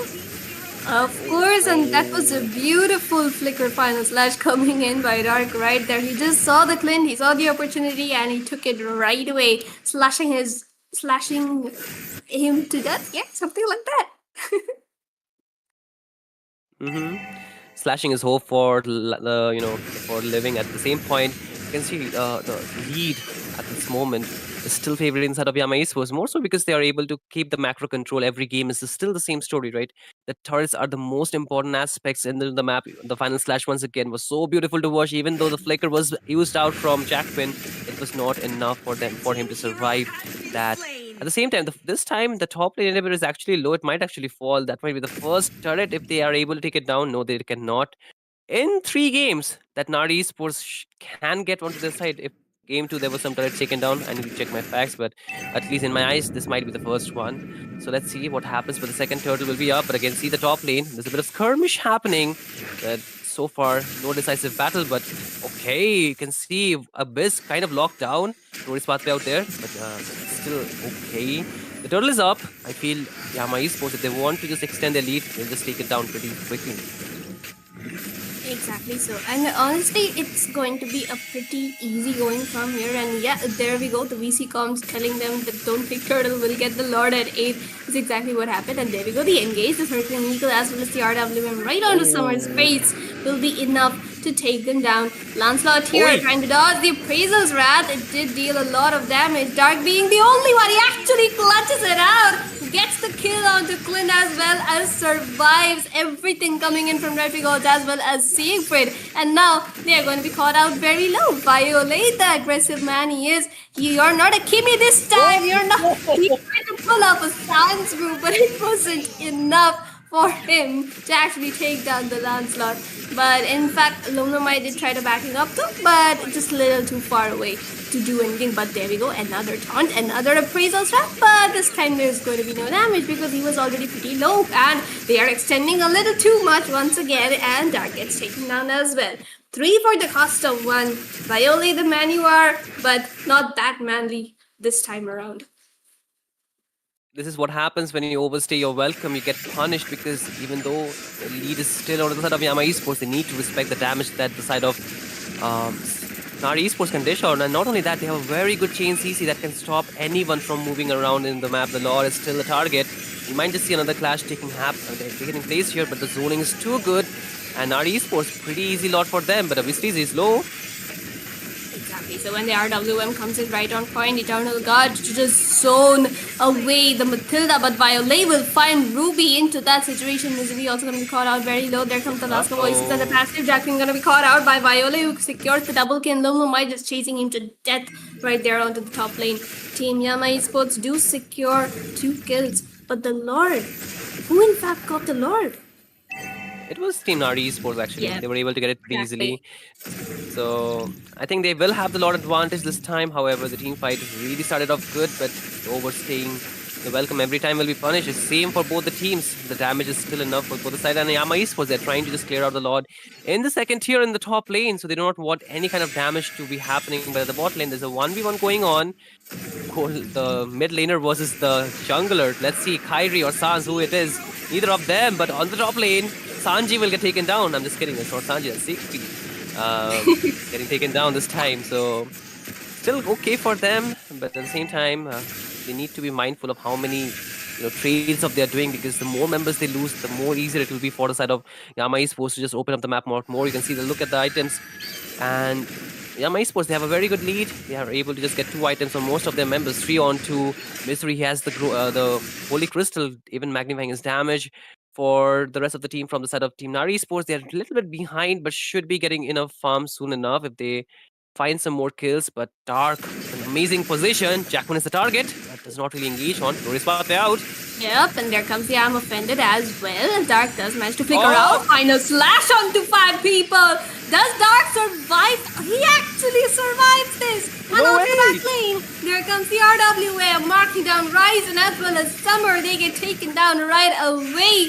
Retrigod's managing to escape just because of the puncture, but Dark, amazing mover right there. Yes, that's why you want to ban Dark, ladies and gentlemen, because Dark is too good with this hero, and you can see he's doing it again, and he's waiting for another final slash here, maybe. Okay, Ryzen in a little bit of a danger at this, but the turret is in more danger. But then again, they do have the Vexana to clear it out right away, so not that much of a threat right now. But in the team fights, if Dark lands just one such more ultimate, it's practically game over for the side of Nari Esports. Yeah, but thankfully they have their flicker still available, so that can be an escape route. But okay, Ryzen wants to engage onto his Bistizi, the glorious pathway out, but no follow-up damage yet. But a lot of information, a lot of resources already out. This can give the lead to the side of Team Yama Esports to try and contest. But again, this time it's Retri Ghost versus Wile. Once again, this Sans versus Kyrie moment will not really Kyrie. stop. But top lane, Oh no, another appraisal rat comes in, takes down Ruby pretty easily. Plus Voices saving Abyss's life, but Loma Michael get terrified and get taken down by Summer right there before the Lord. So that's once again another green signal for the side of Nari Esports to try and contest the Lord for themselves. But is Team Yama Esports going to let it happen is the main question. Misery goes in. Yup, and he will get the kill so easily on the Jalpin right there. And the final slash comes in on the Summer as well, so that's double secured pretty easily. Overextension coming in from the Clint, overestimation of his damage as well, and that just cost his life.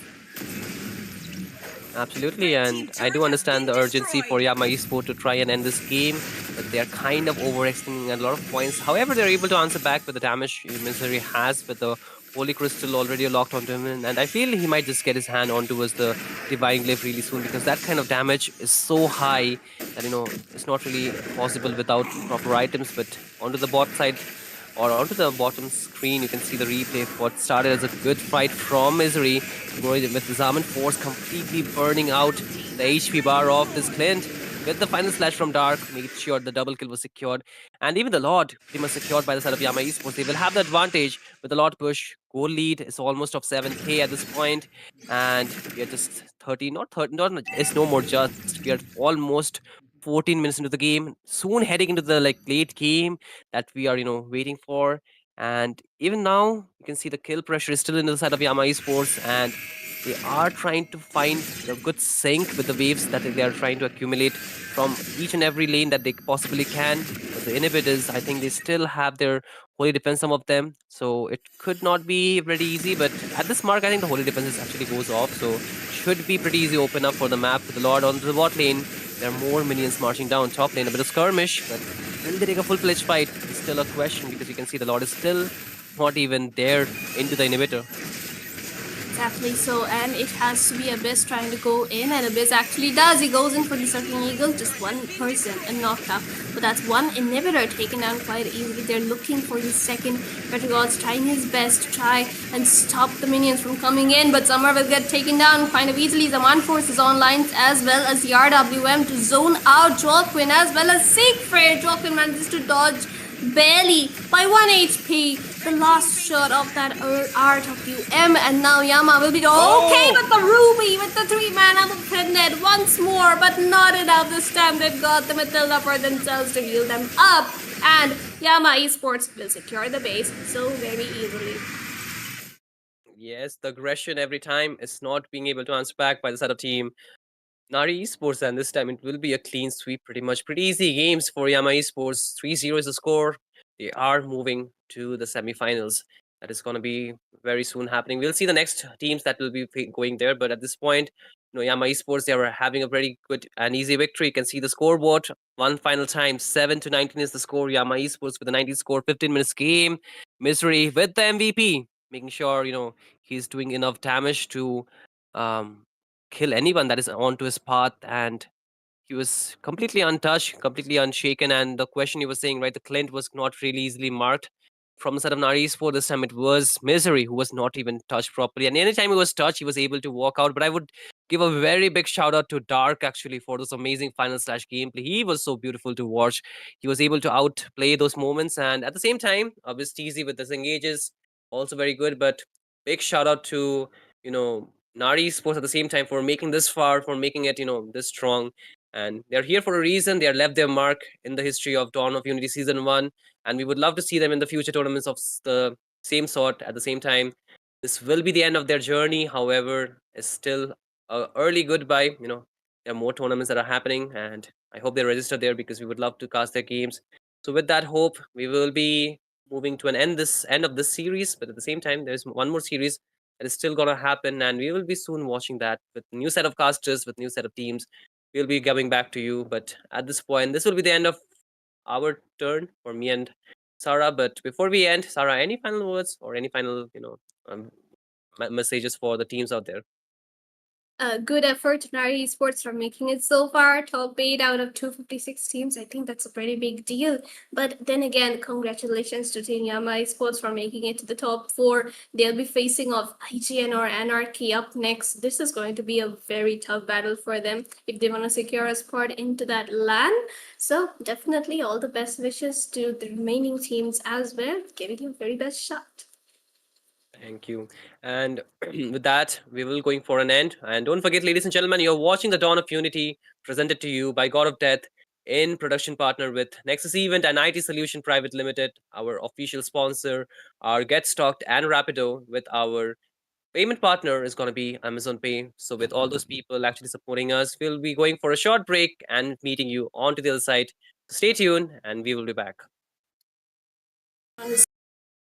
Stun right there. That's kind of unfortunate. He's trying to mark down the Fanny though, but it's a Fanny. Okay, but the Akai gets the knock up onto Lomomai right there, and he will be taking it down right before the Turtle Horizon with an early rotation. Will find a kill on the Abyss TC as well. Then the player comes in, Misery goes in with the Blazing Duet, trying to mark down someone right there. One will look, might be probably the Lord directly, no more third turtle of the game. At the same time, they're trying to invade the jungles out here with a heavy spin out again. Oh, double heavy spin comes in right away, but the Blazing Duet comes in on point, and there is his ultimate as well, dealing as much damage as possible, but no, my way, the one getting taken down, and Abyss TC will find Jackpin on the back line. I was like, did that really happen? Or am I just seeing things? But hey, finally he got his avenge out here. But at the same time, that actually opens up a lot more for this side of Yama Esports, of course. But okay, Lapu wants to go in. Misery is in a bit of a danger here, but he's sustaining. He's actually sustaining that. But okay, that's a coming in. Abyss is trying to go in and look for a possible engage. He does have the flicker, and he will definitely be going into those flickers now. But heavy spin locks in 2 of them. Blazing Duet won't be enough to save Misery this time. Global Manipulation does lock them down, and the double kill comes in from Summer. Ryzen here is kind of up time and again, giving them the entire lead for those contests in the early objectives, as well as in those pickups, because they again have the Kalea this time with the Kimi can deal out good damage, and they also have the Swarm Boy for the backline marking, but the Angela gets engaged on. There we go. Yep, but that is. You want to pick up the Angela, pick up in the mid lane, not in the room. That's what Yama is telling them right now. It just reminded me of a very generic Hindi line. Patak patak ke marna. That is what happened to the Angela at this point. I'm so sorry. That is the only translation I can go for. But again, Tsunami Slam locks in. Okay, but as we can see, the puncture's coming in once more, and a level 7 Brethren. We're okay, Divine Slash lands onto 2, and Viole would not be getting that ultimate, but the flicker knockup comes in from Abyss along with Tsunami Slam. Misery a little too ahead for his comfort. we will be waiting for him. And looking at the scoreboard right now, Yama Esports this time around with the 8k goal lead into the board for themselves. And again, Retrigod gonna be targeted left and right. The final slap pulls him right out of that tower. Kemi will be locking him into place and taking him down. Summer once again is looking for the Maniac though. Abyss, they are going in along with Dark. Secrets, ultimate has been used up. Black Shoes gone. Misery, get the Maniac. Oh, it timed out, unfortunately. But Dark will fall prey in the attempt to take that down. Jacquin does have the red buff onto him as well as some of the farm. Abyss gonna be caught out pretty low because of the turret damage. The two frontliners are down for the side of Yama Esports, Lancelot as well as Dark. So it's now all up to Abyss to go in for that setup, and Violet and Misery has to finish it up. Oh, there we go. The entropy comes in. But the Nathan will get taken down. Backdoor that can just take place anytime the side of Team Yama Esports deem it necessary. At the same time, they're not really trying to just wait for the next slot. They're looking for another fight here. Oh, Abyss with the flicker, engage, and Violet with the follow-up, and there comes the final slash on the two of them. 4 members already down. Secret doesn't have the magic black juice anymore. Siegfried will he be okay? I think it should be as a flicker still, but here the high-lows get engaged on. Summer actually has a lot of HP this time, but Retrigods, okay. Okay, Storm goes in for the Appraiser's Wrath, and there we go. The first blood comes in easily. A 3-man Terrified though comes in from Siegfried. Still like the lead and more farm denial for this Lancelot, which will require that final slash there. Of course, and of course anticipated that the moment Dark was in the bush. And okay, the Guiding Winds actually leads Dark straight to Joaquin, but he managed to position himself pretty safely, and it will be because he knows that he has the Guiding Winds to back off quite easily with Abyss just around the corner for him. And oh, of course, look at that. That's the TikTok strategy, right? And there comes the Glorious Pathway as well. But oh my, going to be taken out pretty low here. Does he get the Appraiser's Wrath? He doesn't even get to use it. Ruby with the grab, and Summer does have the stun as well. And it is Joaquin who secures it. RWM catches 2. Doctor trying to mark down the Eve, but the Circling Eagle stuns 1. Retrigods falls down into the team fight. Appraiser's Wrath takes down Joaquin perfectly on point. Full stack damage. 2 Ever. They lost too much. What started as a good fight for them just changed with a big bonk, big bang bonk that they received from Lom Mai, and that's just turned the table around. You can see the mid lane completely opened up. The bot lane to the first tiers have been completely taken off the map for the side of Nari Esports. Jacquin though to pull up a Sans group, but it wasn't enough for him to actually take down the Lancelot. But in fact, Lomnomai did try to back him up too, but just a little too far away to do anything. But there we go, another taunt, another appraisal trap, but this time there's going to be no damage because he was already pretty low, and they are extending a little. They're taking place here, but the zoning is too good, and our esports pretty easy lot for them, but obviously he's low. Exactly, so when the RWM comes in right on point, Eternal God to just zone away the Matilda, but Violet will find Ruby into that situation. Misery also going to be caught out very low. There comes the last voice. Can give the lead to the side of Team Yama Esports to try and contest, but again this time it's Retrigos versus Violet. Once again, this Sans versus Kyrie moment will not really stop, but top lane.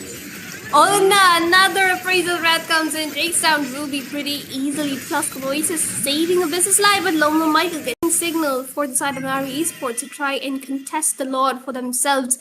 But is Team Yama Esports going to let it happen is the main question. Misery goes in. Yup, and he will get the kill so easily on the Jacquin right there. And the final slash comes in on Summer as well, so that's double secure. As well as the RWM to zone out Jacquin as well as Siegfried. Jacquin manages to dodge barely by 1 HP. The last shot of that RWM, and now Yama will be okay with the Ruby with the 3-man offended once more, but not enough this time. They've got the Matilda for themselves to heal them up. Spider and also missing out on his stun right there. That's kind of unfortunate. He's trying to mark down the Fanny though, but it's a Fanny. Okay, but the Akai gets the knock up onto Lomomai right there, and he will be taking it down right before the Turtle Horizon with an early rotation. Will find a kill on the Abyss TC as well. Then the player comes in, Misery goes in with the Blazing Duet, trying to mark down someone right there. One will look, might be probably the Lord directly, no more third turtle of the game. At the same time, they're trying to invade the jungles out here with the heavy spin out again. Oh, double heavy spin comes in right away, but the placing duet comes in on point, and there is his ultimate as well, dealing as much damage as possible, but no, my way, the one getting taken down, and a Abyss TC will find Jackpin on the back line. I was like, did that really happen? Or am I just seeing things? But hey, finally he got his avenge out here. But at the same time, that actually opens up a lot more for this side of Yama Esports, of course. But okay, Lapu wants to go in. Misery is in a bit of a danger here, but he's sustaining. He's actually sustaining that. But okay, that's a coming in. Abyss is trying to go in and look for a possible engage. He does have the flicker, and he will definitely be going into those flickers now. But heavy spin locks in two of them. Blazing Duet won't be enough to save Misery this time. Global Manipulation does lock them down, and the double kill comes in from Summer. Ryzen here is kind of up time and again, giving them the entire lead for those contests in the early objectives, as well as in those pickups, because they again have the Kalea this time with the Kimi can deal out good damage, and they also have the Swarm Boy for the backline marking, but the Angela gets engaged on. There we go. Yep, but that is. You want to pick up the Angela, pick up in the mid lane, not in the room. That's what Yama is telling them right now.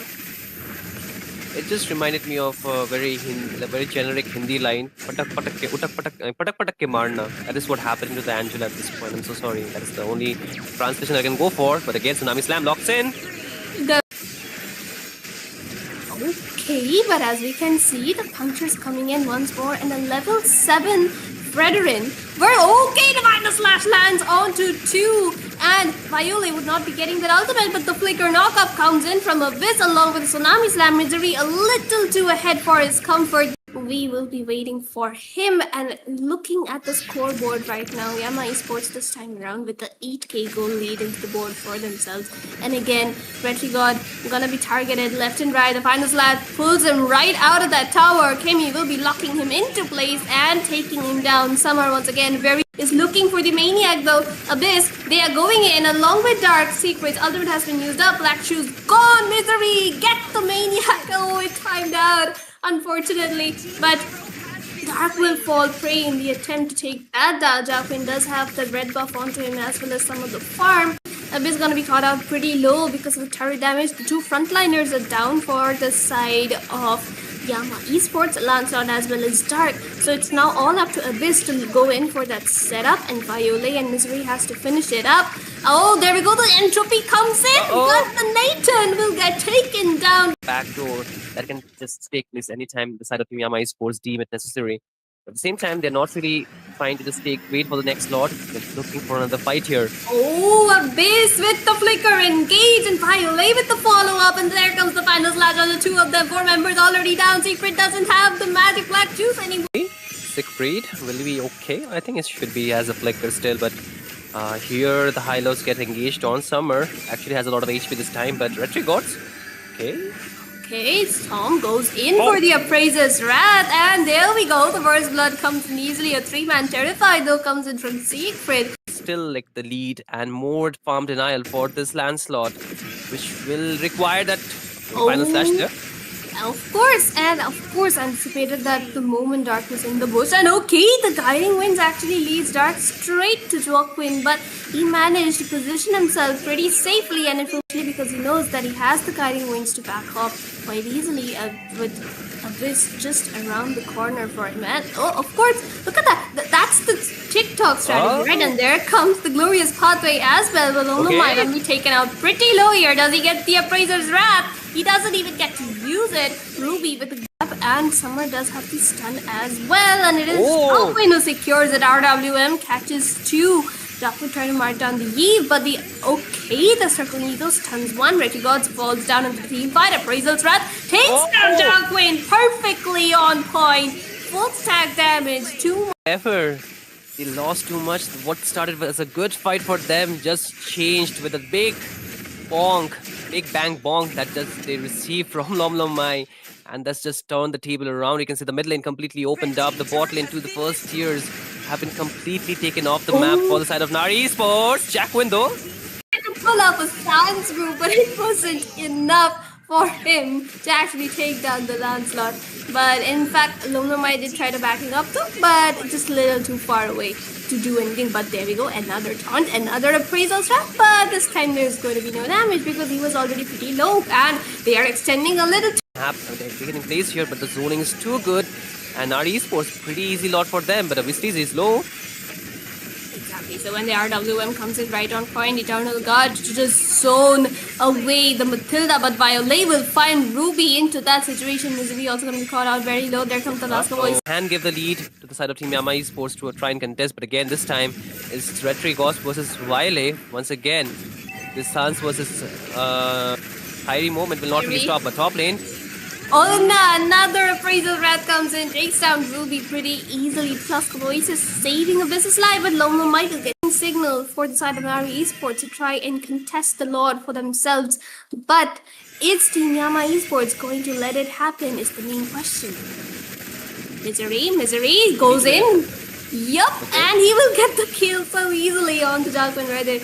And the final slash comes in onto Summer as well, so that's double secure. As well as the RWM to zone out Jolquin, as well as Siegfried. Jolquin manages to dodge barely by 1 HP. The last shot of that RWM, and now Yama will be okay with the Ruby, with the 3-man up of Pinhead once more, but not enough this time. They've got the Matilda for themselves to heal them up. Spider and also missing out on his stun right there. That's kind of unfortunate. He's trying to mark down the Fanny though, but it's a Fanny. Okay, but the Akai gets the knock up onto Lomomai right there, and he will be taking it down right before the Turtle Horizon with an early rotation. Will find a kill on the Abyss TC as well. Then the player comes in, Misery goes in with the Blazing Duet, trying to mark down someone right there. One will look, might be probably the Lord directly, no more third turtle of the game. At the same time, they're trying to invade the jungles out here with the heavy spin out again. Oh, double heavy spin comes in right away, but the Blazing Duet comes in on point, and there is his ultimate as well, dealing as much damage as possible, but no, my way the one getting taken down, and Abyss TC will find Jackpin on the back line. I was like, did that really happen? Or am I just seeing things? But hey, finally he got his avenge out here. But at the same time, that actually opens up a lot more for this side of Yama Esports, of course. But okay, Lapu wants to go in. Misery is in a bit of a danger here, but he's sustaining. He's actually sustaining that.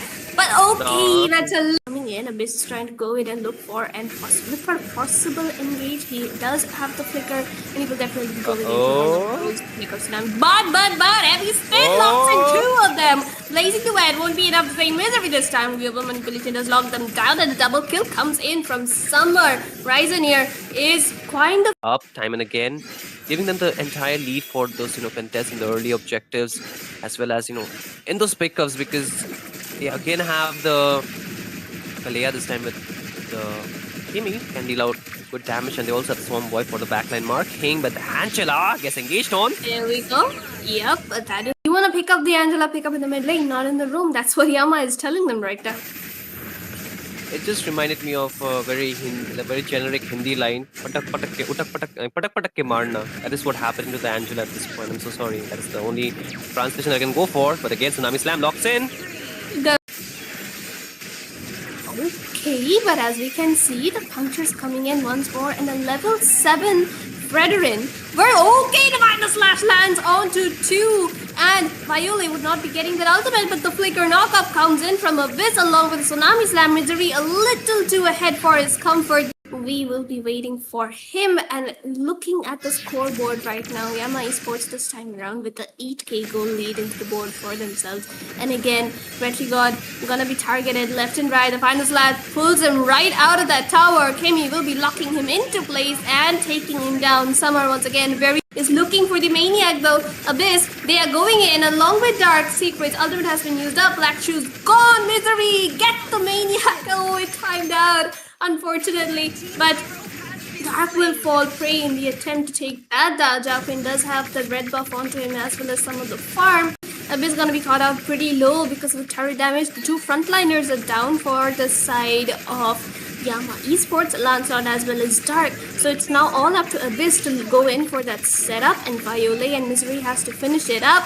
Oh, there we go, the entropy comes in, but the Nathan will get taken down. Backdoor that can just take place anytime the side of Team Yama Esports deem it necessary. At the same time, they're not really trying to just wait for the next slot. They're looking for another fight here. Oh, Abyss with the flicker, engage, and Violet with the follow-up, and there comes the final slash on the two of them. 4 members already down. Secret doesn't have the magic black juice anymore. Siegfried, will he be okay? I think it should be as a flicker still, but here the high-lows get engaged on Summer. Actually has a lot of HP this time, but Retri Gods, okay. Okay, Tom goes in for the Appraiser's Wrath, and there we go. The first blood comes in easily. A 3-man Terrified, though, comes in from Siegfried. Still like the lead and more farm denial for this Lancelot, which will require that final slash there. Of course, anticipated that the moment Dark was in the bush. And okay, the Guiding Winds actually leads Dark straight to Joaquin, but he managed to position himself pretty safely, and it's actually because he knows that he has the Guiding Winds to back off quite easily with Abyss just around the corner for him. And oh, of course, look at that. That's the TikTok strategy, right? And there comes the Glorious Pathway as well. But Olomide will be taken out pretty low here. Does he get the Appraiser's Wrath? He doesn't even get to use it. Ruby with the gap, and Summer does have the stun as well. And it is Joaquin who secures it. RWM catches 2. Joaquin trying to mark down the Eve, but the Circling Eagle stuns 1. Retri Gods falls down into the team fight. Appraiser's Wrath takes down Joaquin perfectly on point. Full stack damage. 2 Ever. They lost too much. What started as a good fight for them just changed with a big bonk. Big bang bonk that they received from Lomlomai, and that's just turned the table around. You can see the mid lane completely opened up. The bot lane to the first tiers have been completely taken off the map for the side of Nari Esports. Jack Window to pull up a Sans group, but it wasn't enough for him to actually take down the Lancelot. But in fact, Lomlomai did try to back him up too, but just a little too far away to do anything. But there we go, another taunt, another appraisal trap, but this time there's going to be no damage because he was already pretty low, and they are extending a little they're getting placed here, but the zoning is too good, and our esports pretty easy lot for them, but obviously is low. Exactly, so when the RWM comes in right on point, Eternal God to just zone away the Matilda, but Violet will find Ruby into that situation. Misery also going to be caught out very low. There comes the last voice. Can give the lead to the side of Team Yama Esports to try and contest, but again this time is Retri Ghost versus Violet. Once again, this Sans versus Kyrie moment will not really stop, but top lane. Oh no, another Appraisal Wrath comes in, takes down Ruby pretty easily. Plus Oasis saving Abyss's life, but Lomlo Michael getting signal for the side of Nari Esports to try and contest the Lord for themselves. But is Team Yama Esports going to let it happen is the main question. Misery goes in. Yup, and he will get the kill so easily on the Jalpin Reddit.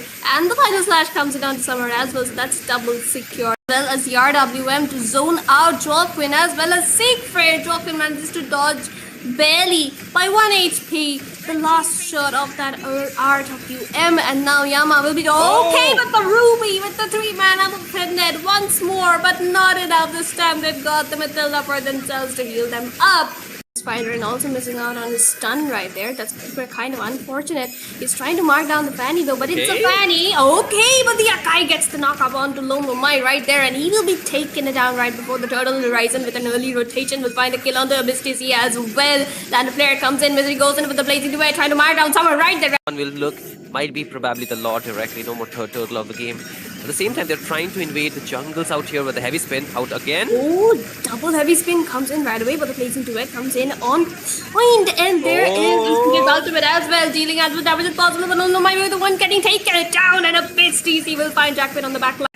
I was like, did that really happen? Or am I just seeing things? But hey, finally he got his avenge out here. But at the same time, that actually opens up a lot more for this side of Yama Esports, of course. But okay, Lapu wants to go in.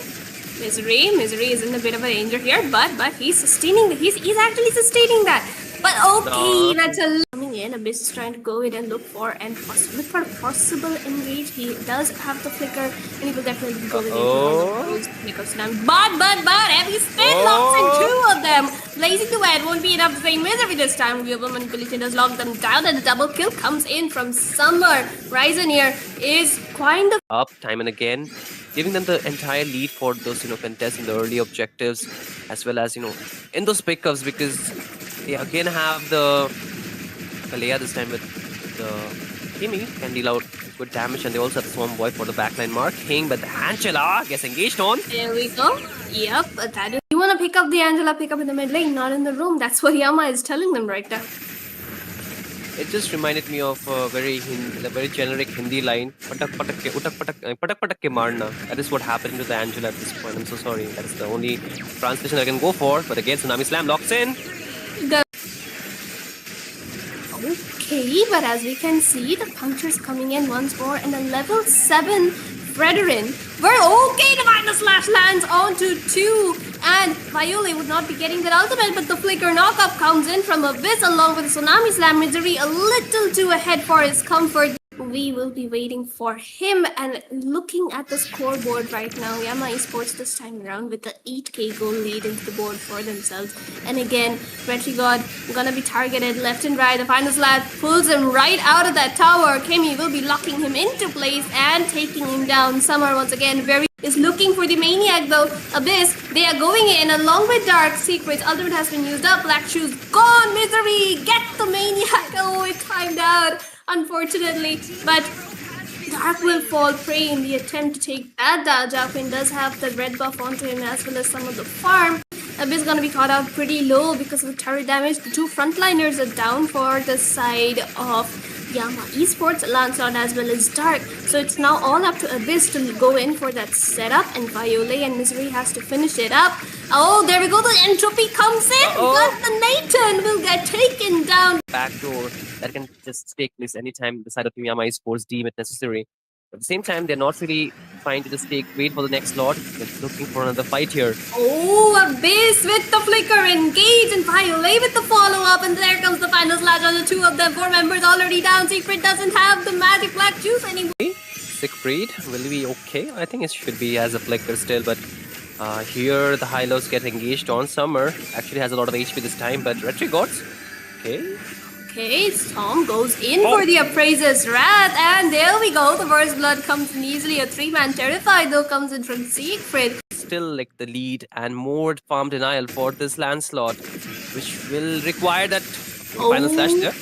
Of course, anticipated that the moment Dark was in the bush. And okay, the Guiding Winds actually leads Dark straight to Joaquin, but he managed to position himself pretty safely, and especially because he knows that he has the Guiding Winds to back off quite easily with Abyss just around the corner for him. And oh, of course, look at that. That's the TikTok strategy, right? And there comes the Glorious Pathway as well. But oh my, gonna be taken out pretty low here. Does he get the Appraiser's Wrath? He doesn't even get to use it. Ruby with the grab, and Summer does have the stun as well. And it is Joaquin who secures it. RWM catches 2.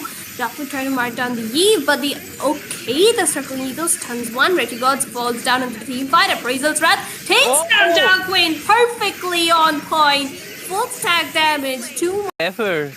They lost too much. What started as a good fight for them just changed with a big bang bonk that they received from Lomlomai, and that's just turned the table around. You can see the mid lane completely opened up. The bot lane to the first tiers have been completely taken off the map for the side of Nari Esports. Jacqueline though to pull up a Sans group, but it wasn't enough for him to actually take down the Lancelot.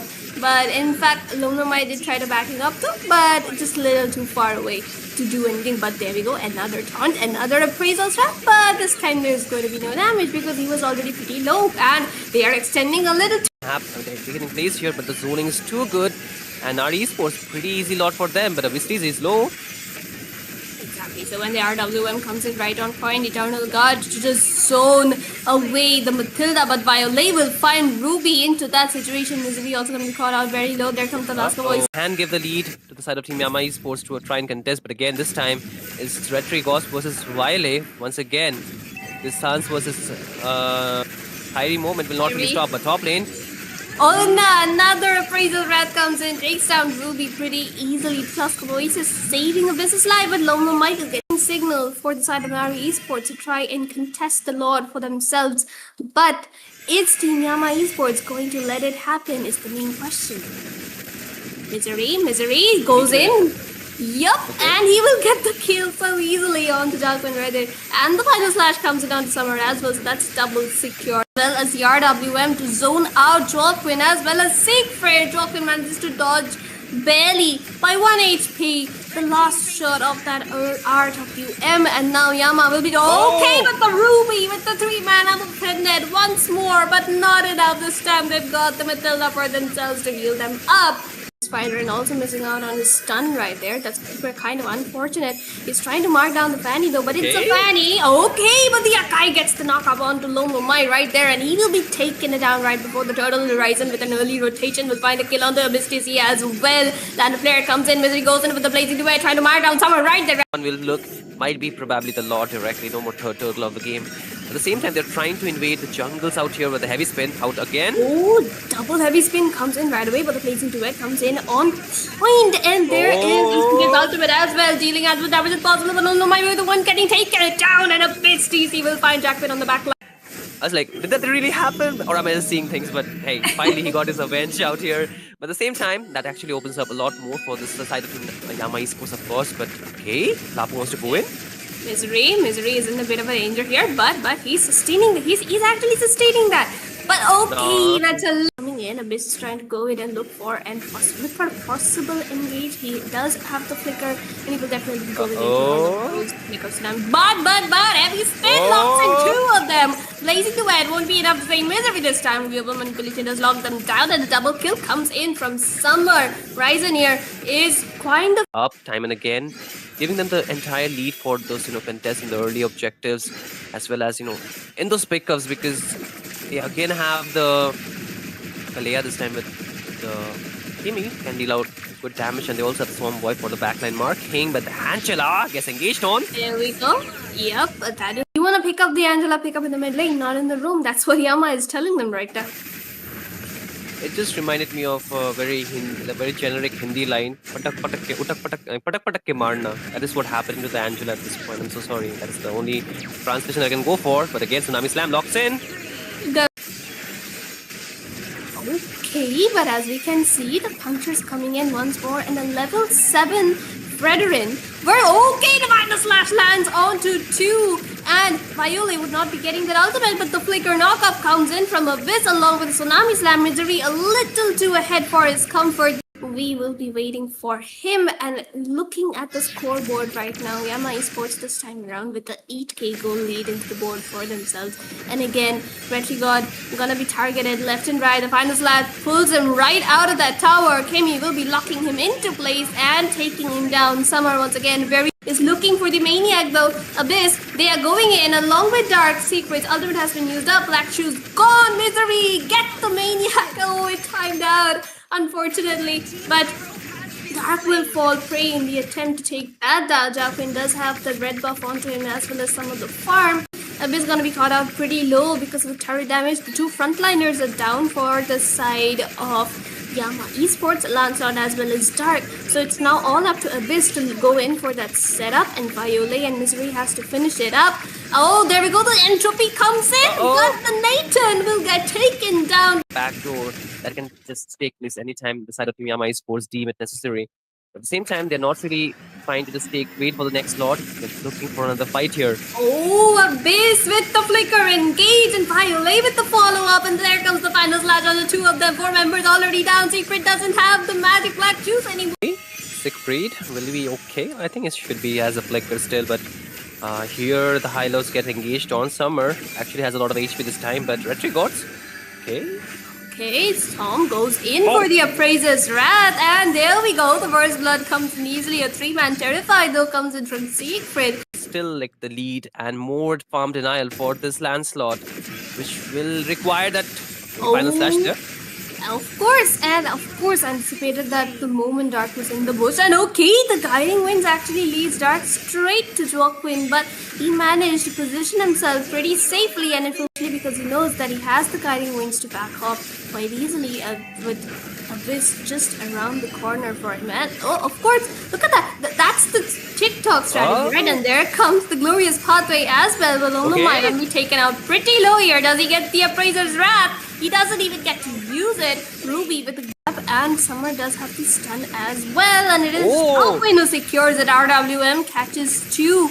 Doctor trying to mark down the Eve, but the Circling Eagle stuns 1. Retry Gods falls down into the team fight. Appraiser's Wrath takes down Darkwing perfectly on point. full stack damage. Too Ever.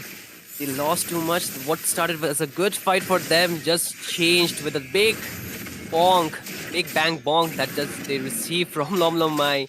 And that's just turned the table around. You can see the mid lane completely opened up. The bot lane to the first tiers have been completely taken off the map for the side of Nari Esports. Jack Window. to pull up a Sans group, but it wasn't enough for him to actually take down the Lancelot. But in fact, Lonomai did try to back him up too, but just a little too far away to do anything. But there we go, another taunt, another appraisal trap, but this time there's going to be no damage because he was already pretty low, and they are extending a little. They're taking place here, but the zoning is too good. And Nari Esports, pretty easy lot for them, but obviously he's low. Exactly, so when the RWM comes in right on point, Eternal God to just zone away the Matilda, but Violet will find Ruby into that situation. Misery also going to be caught out very low. There comes the last voice. Can give the lead to the side of Team Yama Esports to try and contest, but again, this time it's Retri Ghost versus Violet. Once again, this Sans versus Kyrie moment will not really stop, but top lane. Oh no, another appraisal rat comes in, takes down Ruby pretty easily. Plus Voices saving a business life, but Loma Michael getting signal for the side of Nari Esports to try and contest the Lord for themselves. But is Team Yama Esports going to let it happen is the main question. Misery goes in. Yup, and he will get the kill so easily on the Jalpin Reddit. And the final slash comes in on Summer as well, so that's double secure. As well as the RWM to zone out Jolquin, as well as Siegfried. Jolquin manages to dodge barely by 1 HP. The last shot of that RWM, and now Yama will be okay with the Ruby, with the 3-man offended once more, but not enough this time. They've got the Matilda for themselves to heal them up. Spider and also missing out on his stun right there. That's kind of unfortunate. He's trying to mark down the Fanny though, but it's a Fanny. Okay, but the Akai gets the knock up onto Lomomai right there, and he will be taking it down right before the Turtle Horizon with an early rotation. Will find a kill on the Abyss as well. Then the player comes in, Misery goes in with the Blazing Duet, trying to mark down someone right there. One will look, might be probably the Lord directly, no more third turtle of the game. At the same time, they're trying to invade the jungles out here with the heavy spin out again. Oh, double heavy spin comes in right away, but the Blazing Duet comes in on point, and there is his ultimate as well, dealing as much damage as possible, but no, my the one getting taken down, and a bit TC will find Jackpin on the back line. I was like, did that really happen? Or am I just seeing things? But hey, finally he got his avenge out here. But at the same time, that actually opens up a lot more for this side of Yama Esports, of course. But okay, Lapu wants to go in. Misery is in a bit of a danger here, but he's sustaining. He's actually sustaining that. But okay, that's a coming in. Abyss is trying to go in and look for a possible engage. He does have the flicker, and he will definitely be going in. But heavy spin locks in two of them. Blazing Duet won't be enough to say Misery this time. Viewable manipulation does lock them down, and the double kill comes in from Summer. Ryzen here is kind of up time and again, giving them the entire lead for those contesting the early objectives, as well as in those pickups, because they again have the Kalea this time with the Timmy can deal out good damage, and they also have the Swarm Boy for the backline marking, but the Angela gets engaged on. There we go. Yep, that is. You want to pick up the Angela, pick up in the mid lane, not in the room. That's what Yama is telling them right now. It just reminded me of a very generic Hindi line. Patak patak ke marna. That is what happened to the Angela at this point. I'm so sorry. That is the only translation I can go for. But again, Tsunami Slam locks in. Okay, but as we can see, the puncture's coming in once more, and a level 7 Fredrin. We're okay to find the slash lands onto 2, and Violet would not be getting that ultimate, but the flicker knockup comes in from Abyss along with Tsunami Slam. Misery a little too ahead for his comfort. We will be waiting for him, and looking at the scoreboard right now, Yama Esports this time around with the 8k goal lead into the board for themselves. And again, Retri God gonna be targeted left and right. The final slap pulls him right out of that tower. Kimi will be locking him into place and taking him down. Summer once again is looking for the Maniac though. Abyss, they are going in along with Dark. Secret's ultimate has been used up. Black Shoes gone. Misery, get the Maniac. Oh, it timed out, unfortunately, but Dark will fall prey in the attempt to take that down. Jacquin does have the red buff onto him as well as some of the farm. Abyss is going to be caught out pretty low because of the turret damage. The two frontliners are down for the side of Yama Esports, Lancelot as well as Dark. So it's now all up to Abyss to go in for that setup, and Violet and Misery has to finish it up. Oh, there we go, the entropy comes in, but the Nathan will get taken down. Backdoor that can just take place anytime the side of Team Yama Esports deem it necessary. At the same time, they're not really trying to just wait for the next lot. They're looking for another fight here. Oh, Abyss with the flicker, engage, and Violet with the follow-up, and there comes the final slash on the two of them. 4 members already down. Secret doesn't have the magic black juice anymore. Siegfried will be okay. I think it should be as a flicker still, but here the high-lows get engaged on Summer. Actually has a lot of HP this time, but Retrigods, okay. Okay, Tom goes in for the Appraiser's Wrath, and there we go. The first blood comes in easily. A 3-man Terrified though comes in from Siegfried. Still like the lead and more farm denial for this Lancelot, which will require that final slash there. Of course, anticipated that the moment Dark was in the bush. And okay, the Guiding Winds actually leads Dark straight to Joaquin, but he managed to position himself pretty safely, and it's because he knows that he has the Guiding Winds to back off quite easily with Abyss just around the corner for him. And oh, of course, look at that. That's the TikTok strategy, right? And there comes the Glorious Pathway as well. But oh my, going to be taken out pretty low here. Does he get the Appraiser's Wrath? He doesn't even get to use it. Ruby with the grab, and Summer does have the stun as well. And it is Joaquin who secures it. RWM catches 2. Joaquin trying to mark down the Eve, but the Circling Eagle stuns 1. Retrigods falls down into the team fight. Appraiser's Wrath takes down Joaquin perfectly on point. Full stack damage. 2 Ever. They lost too much. What started as a good fight for them just changed with a big bonk. Big bang bonk that they received from Lomlomai, and that's just turned the table around. You can see the mid lane completely opened up. The bot lane to the first tiers have been completely taken off the map for the side of Nari Esports. Jack Window. To pull up a Sans Brew, but it wasn't enough for him to actually take down the Lancelot.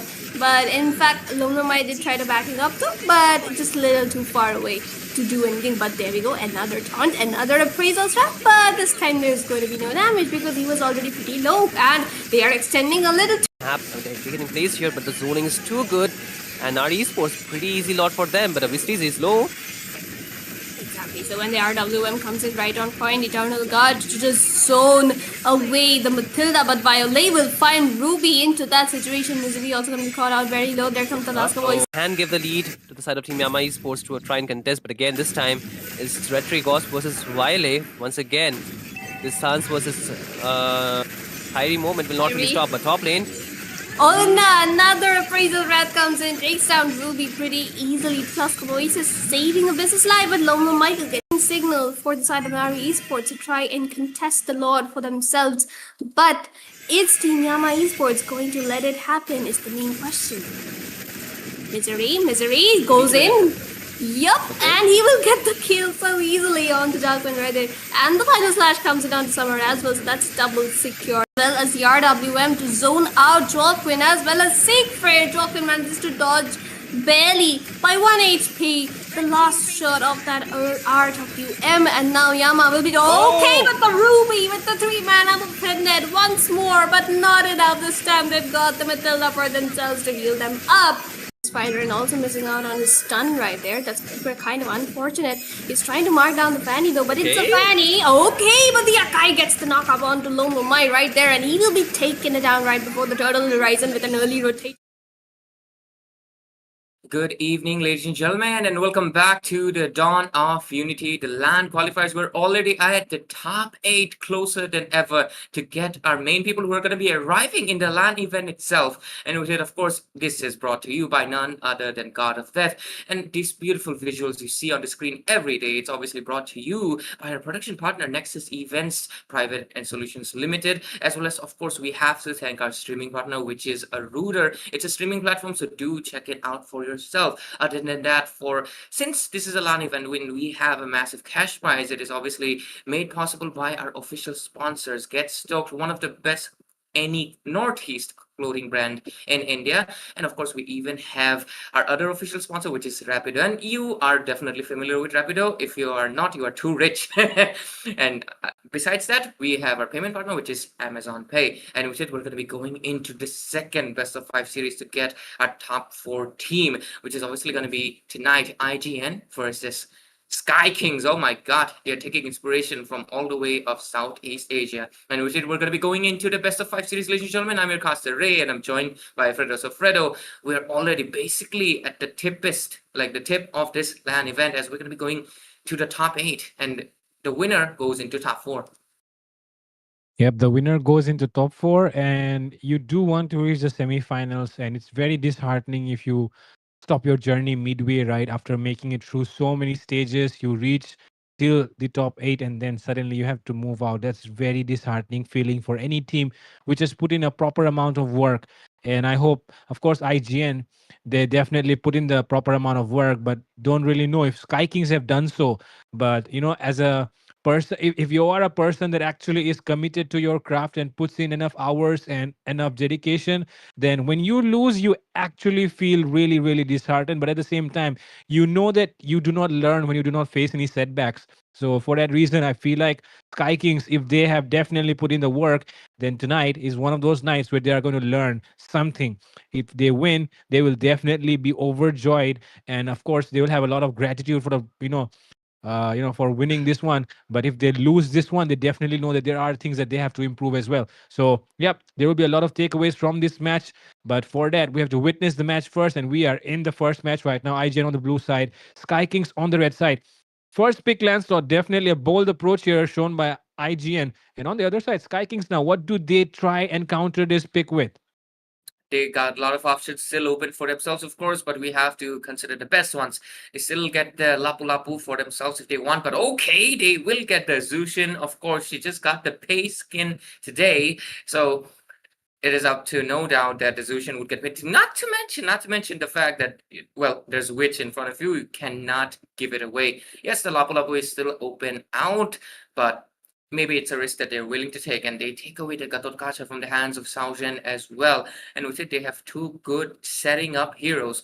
Right now, they'll have to take care about the damage dealers and maybe a potential way to counter out this Lancelot, which is going to be going into the hands of, I know it's Respect, but I love his name, BTS Jungkook. So with it, let's see what IGN responds with. They still got the Lapu Lapu man, and they still got the Kelia as well. And instead, okay, I almost forgot about the Grok.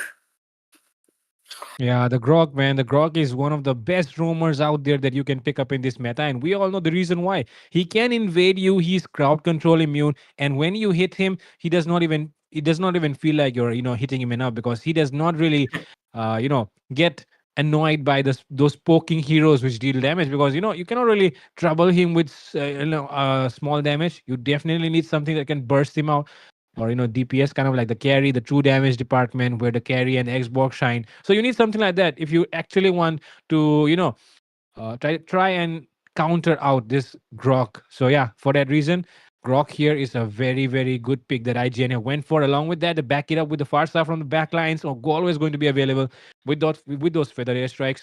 But yeah, that is actually kind of risky as well if you talk to me, because think about the Gatot Kacha as well, right, on the other side. But Yeah, that's IGN, man. That's the kind of confidence that they have in their draft. So yeah, I guess absolutely. they do have something in their minds.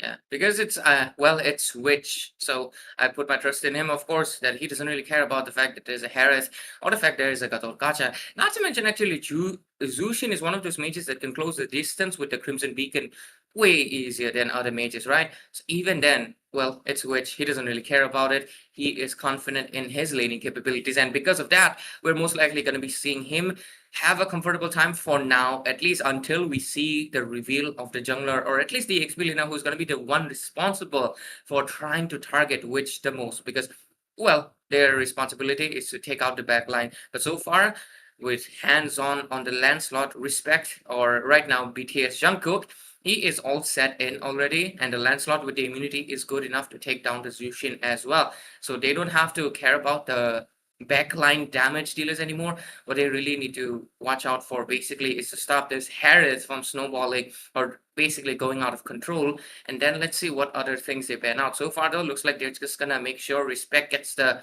most comfortable position and just ban out the Fredrin and maybe another possible counter in the XP lane. Lapu's still open, surprisingly. And even the Arlot, right? We all know Oh Arlot is yeah, Arlot. pretty good in this meta. You have banned out Phobius, you have banned out Fredrin. There is not a lot of problem for the Arlot to dive in right now, unless of course you pick up a Mincy, but Mincy is not that good in this meta. So right now, if the if there, I mean, if you talk about the possibility of a Mincy coming up, which is pretty low, I feel like any side right now can go for that Arlot pick immediately because that is going to Yeah, be one of the game-changing picks. And okay, we're seeing that Esmeralda going out as well. So it seems like it's a potential Lapu pick coming up from the side of Sky Kings. yeah. And the fact that IGN, right? The fact that this is Team IGN, the fact itself is actually very, very worth it to just ban out the Arlot because we know what good Arlot players can do. They can out sustain team fights. They can maneuver in ways that you cannot imagine, that you cannot even do it with the Lancelot, right? But on top of that, he does have the final slash as well, which is a very, very good setup skill. So that ultimate can turn things around here. So for that reason, I feel like the Arlot is always a bigger threat than the Esmeralda or the Phobius. And that's the Yeah. reason why right now, if it does not get banned out, then it's definitely going into the hands of either of these sides. I think it's gonna be Lapu and Arlot. Right Yep, now, Lapo Sky and Kings Arlot. most likely will pick up the Lapu Lapu. There we go. Yep, And if they're following, of course, the procedure, it should be an Arlot right now into the hands of course, none other than our god Mirio gonna be picking yep. it up for his team. Let's see. Arlot is gonna be so perfect right now, especially considering just like the reasons you mentioned and stated above already. So I'm not gonna go over that. So the Arlot is just honestly after the recent buff, this guy is Yep. one of the easily top experience, mainly not because of the fact that he's like a sustained king like a Uranus or Phobius, or the fact that he has the most damage like Lapu Lapu. It's a sense that his sets are the most unpredictable ones. And there we go.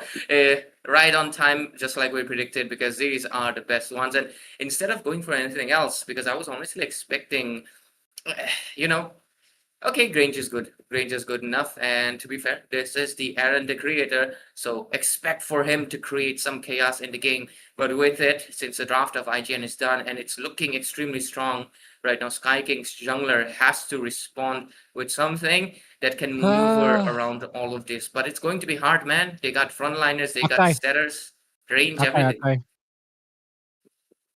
It has Akai's to too be the safe. yeah. Akai is the safest pick out there. You cannot go for a Xborg as well because Xborg is just it's just too easy to melt his armor. I mean, take a look at Yeah, the Farsa, right? Farsa is there. Arlot also, like, he can actually melt the armor pretty easily as well. And if you combine the Granger, I mean, Lancelot, I mean, how can you? yeah, Okay, that's a very bold pick. You're thinking of winning this game by picking up a Yisun Shin right now when you already damn. see the picks that IGN has done, right? That is kind of bold. I do hope that it pays off, okay? Because otherwise, man, is they're either going to snowball or else they're going to get clapped hard. Either of those. There are no, gray areas. There is only black and white. So it's Yeah, going to be really interesting to see what happens with Sky Kings in the first match tonight versus yeah. IGN. The only way you can win with Yishin Shin is by having an Argus EXP lane and a Changi tank. Yeah. Yeah, Fedor will know, nobody else will get it. But yeah, I know. we need an Argus and Changi tank, guys. It's a meta, Yeah. trust me. Changi Tank is meta, guys. I'm sitting next to the guy who made it meta. But yeah, it's unfortunately they don't have that, and what the ones they do have is going to be the Harith, which is also going to be the one requiring a little bit of support. This is one of the main reasons that Ruby Gold Lane became popular with the YSS, because YSS is very squishy, man. Unless he's like already like level 15 and opponents just like level 10, yeah, he's not going to be bothering the fact that he's squishy. But when it's equal, Yushin is just another marksman that can be taken down easily. His first skill is just it can immune CC once. After that, it goes into the cooldown. And because of that, it's not hard to bait it out. It's not like a massive dash like Bruto either. It's like a small dash. So anything like a Grok, Wild Charge, a Farsa damage, or even the Granger can force him to dash away from with the, of course, the Rhapsody. So once that happens, he's basically very vulnerable. So Sky Kings, you better use that UYSS to the maximum potential. Make sure he doesn't get ganked or invaded, or else this is going to be a one-sided game. But hey, it's a best of 5 series, ladies and gentlemen. We gotta go at least 3 games. Only then we'll find out if we will have a 4th one, or it's going to be a sweep from, of course, basically, everybody's putting their money on IGN, of course, because they are the team that showed insane dominance yesterday, and looking forward to tonight as well. Exactly. And with that, we are going to enter the land of Dawn. The name of the tournament itself is Dawn of Unity. And for that reason, things are going to get interesting here tonight. Sky Kings are facing IGN in the first match, and they have went very bold with their YSS draft. And for those people who are just joining in, everyone knows who IGN is. And if you don't know who IGN is, you need to be following the esports scene, my friend. And here we are in the land of Dawn right now. IGN facing Sky Kings, and it's BTS Jungkook, of course, famously known as Respect in the community. But right now, he wants to get more famous. That's why he's using clickbait names. But of course, this clickbait things won't matter inside the game because you have to click those buttons, not those names, right? So yeah, with that, we're into the land of Dawn, ladies and gentlemen. Let's see if Sky Kings can upset IGN who are clearly favorites. And look at that in the goal lane. Already, the zoning is happening. They're trying to freeze the lane against his Harriet because we all know Harriet. Oh, lot of damage being taken as well. Purify already forced out. That's good resources burned here. And of course, the Grok will never face any problems against the Zushin. Not too much, actually. But okay, that new skin is pretty cool, Gray. Yeah, of course, I bought it immediately. The developers saw me just not spend any money, and they said, "Wow, look at this Zushin here." I mean, if they release one more, I'm dead, bro, because I don't have any more diamonds. So please sponsor. But anyways, with it, we're already seeing a lot of course, what is it? Oh yeah, lane pressure coming in from the Zushin, of course, because it's the early game. Farsa, before that level 4, he's kind of passive. Even then, which did go into, oh, okay, that is a good level up, because Yishin is already level 4, but I think so is Respect. Yep, he's also as well. So maybe the bot lane is something that they can contend for, but let's see. We're just gonna be getting that vision. Respect, do you wanna go in? Okay, he does. But he Yep, comes seems out like as well. BTS Jungkook is not at all. Okay, seems like he will just back off at the right moment. Because the turtle is coming up, he doesn't want to take any extra risk that he doesn't, because his career is already successful. So yeah, doesn't need to take too many risks right now. But of course, the turtle coming up, which will not get that level 4. Aizen has that level 4 on the Lapu Lapu, but he will not rotate. Seems like he do not want to take any second chances against IGN. But okay, the knockoff comes in from Shozen. Not enough follow-up though, but it's okay. They finally go in. Oh, final flash. That's what I'm talking about. And Mirio, the creator, creates chances out of thin air, but he will be the one getting taken down as well. 2 kills going into the hands of IGN, as the Grok will take one more down. Witch still going in, and he gets one more. Passion down as well. Aizen, the last member to rotate, will still be alive, but man, there is 3 members down, and the EXP still remains alive. Jon Snow. That name is so funny because of all the memes I saw for the last 14 years while the show was running, man. But yeah, I just noticed the name of the Harris. Nenes Aizen. Are they a couple or something? Nenes, Aizen, and Aizen here, right? Okay. Oh my god. By the way, Leader Nene, and fighter? Oh, Passion late now. could be in trouble here. Flicker use, taunt as well comes in, but is it enough? Guess it is to save Passion for now. But yeah, what were you saying, Ray? Oh, it's just that 2 side laners being coupled is pretty rare, you know. It's usually the jungler and Angela.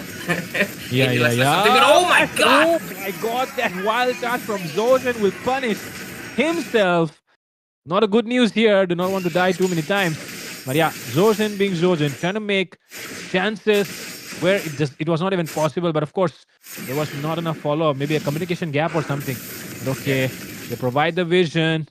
And with that, okay, Harriet could go in a little bit aggressive here because he does know that the Granger is alone. But yeah, he will not take second chances as well, because he do not want to give Aaron, the creator, a single lead. And right now he's already behind, right? So yeah. That's the reason why he'll be playing it safe. Also, because once he uses that ultimate, he's gonna be vulnerable for the next 25 seconds. Because when Harriet doesn't have the ultimate and you know it, you can just go in for the Harriet. Oh. But oh, look at that, mid lane AOG getting used. Yes, two Which people getting position? knocked up, and which will be safe.